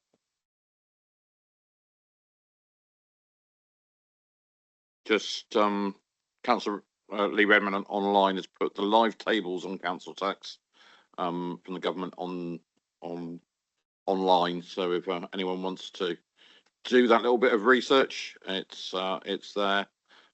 We we've got figures that we use from our comms team that have got from our finance team that we use to support the lower than average claim, and that's I think authenticated. Okay. I'm not seeing any other questions on this item. So am I going to find my chair's schedule? We have recommendations to agree and recommend to full council. A, in respect to the robustness of the budget, in respect to the general fund revenue budgets and all the appendices set out there. There's 12 recommendations under that one. In respect to the dedicated schools grant, it refers you to Appendix J. In respect of the earmarked reserves, there's 3 points there. The general fund capital, another 3 points. In respect to treasury management and prudential indicators, another 3 points, and another 7 in respect of council tax. And thank you for that update on the Sharpham Parish meeting in regards of Appendix U. Are all members happy to have just taken the headlines of the recommendations there? We've all got them in front of you. Can I see a proposer, Councillor Lyshon? Can I see a seconder, Councillor Wilkins? Can I see those in favour, please? And those against? That's clearly carried. So we move on to the housing revenue account. Revenue budget for 25-26, capital budget 25-26 to 29-30, MTFP update and 30-year business plan update. Can I highlight to you agenda supplement 6, which details a number of revisions to the reports, and can I ask Councillor Liz Lyshon to introduce, please? Thank you, Chair. Again, as briefly as possible, you'll recall that at full council on the 12th of February, we agreed the rent setting and the fees and charges so that the billing for our tenants could be completed the 30 days before the 1st of April. So these reports propose a balanced revenue budget for the HRA, both the in-house service and the ALMO that is Homes in Sedgemoor. We have the understanding that this is a separate revenue budget from the general fund because this is the tenants' money. We also have a capital programme for 25-26 right through to 29-30, which shows that we are now starting to work across Somerset, one of the benefits of being a unitary council. And we have the 30-year business case that is required for all HRAs. We need to be ambitious in our desire to build more homes for social and affordable rent. And we know that we have considerable investment already needed on major works and improvements to existing homes. We will continue to look for more grants, for example, from Homes England, so that we can aim to build first for social rent before affordable rent. And by aiming for low carbon standards, either net zero or net zero ready, we can build homes that have lower utility costs and so are more affordable as well as saving energy. At a previous executive meeting, we agreed the change in name from Homes in Sedgemoor to Homes in Somerset.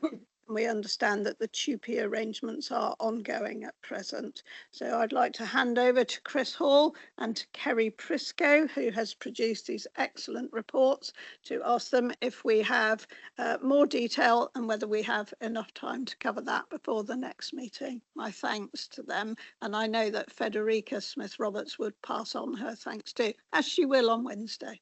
Thank you. Thank you, Liz. A great introduction. So I'm not going to add anything more to it. Kerry, if there's anything you want to add specifically before we move to questions. Just very briefly, my chair. Okay, so I just want to emphasise the fact that we have managed to set a balanced budget for 25-26 and over the MTFP, and we've done that without having to use general reserves.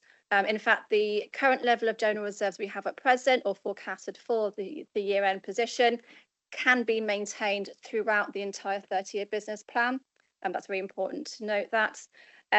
Just in the interest of being brief, just to say that obviously as of as always, we will be reviewing this on an annual cycle. So we'll make sure that we update our MTFP, we update our 30-year business plan on an annual basis to make sure that is affordable within our revenue budget. That's in light of any kind of legislative changes, economic changes, and operational circumstances. Thank you. Thank you, Chris and Kerry. Are there any questions or comments from colleagues? Not seeing any. Again, we'll see this one on Wednesday as well. So any questions from other members? Mandy, I thought I saw you wave at me briefly. Was it friendliness or? No, I wasn't being friendly. Never will. No, you weren't being friendly. Okay. I will let you speak nevertheless. Thank you. Just a quick general question, really. There's a lot in the news at the moment around cladding being put on buildings to insulate, but then that causing other problems with mold, etc. I've looked at the repairs and maintenance, and I'm just trying to understand, is that something moving forward that we might experience? So in terms of any cladding, so we don't use any cladding that would be deemed to be kind of problematic in the Grenfell sense or in any other sense for that matter. So we have undertaken a range of works on external wall insulation, but external wall insulation is part of a package of works, including, ventilation systems and heating upgrades to help manage any damp, mold or condensation issues within the property. Thank you very much. I just didn't want it suddenly to be a huge bill that appears, so thank you. Okay, not seeing any other comments or questions. I felt rather left out of the parking debate because we don't have a car park in my patch in North Petherton because we use the community centre car park instead. But what I will do is put my local hat on and say I'm really pleased to see there's some homes in Somerset who have allocated some negotiated section agreement with the builders of the Barratt Home development for some local occupancy housing for North Petherton. Really pleased to see that creativity applied in this report. So particular thanks to the officers involved in that, and thank you, Kerry, and thank you, Chris, for all of your hard work in bringing this before us, and we look forward to it at full council. So we have recommendations in front of us that we note the rent setting and fees and charges, which were approved by full council on the 12th of February, and endorse the following recommendations and recommend them to full council for approval. So we've got the budget in section 3 in appendix A, the capital programme in section 4 in appendix B, and the delegations to the chief finance officer and to the executive director there, and to approve the minimum balance for the HRA reserves, to note the medium-term financial plan, and to note the updated 30-year plan. Are members all happy that they read the recommendations as I've sped through them? Proposed by Councillor Liz Lysons, seconded. Councillor Mike Rigby one. Councillor Mike Rigby so seconded that. Those in favour, please. Those against, that is clearly carried. And for those of you who said I couldn't complete the meeting in time for the Constitution and Governance Committee, thank you very much. Declare the meeting closed at 13:44. Thank you very much to all involved. Thank you.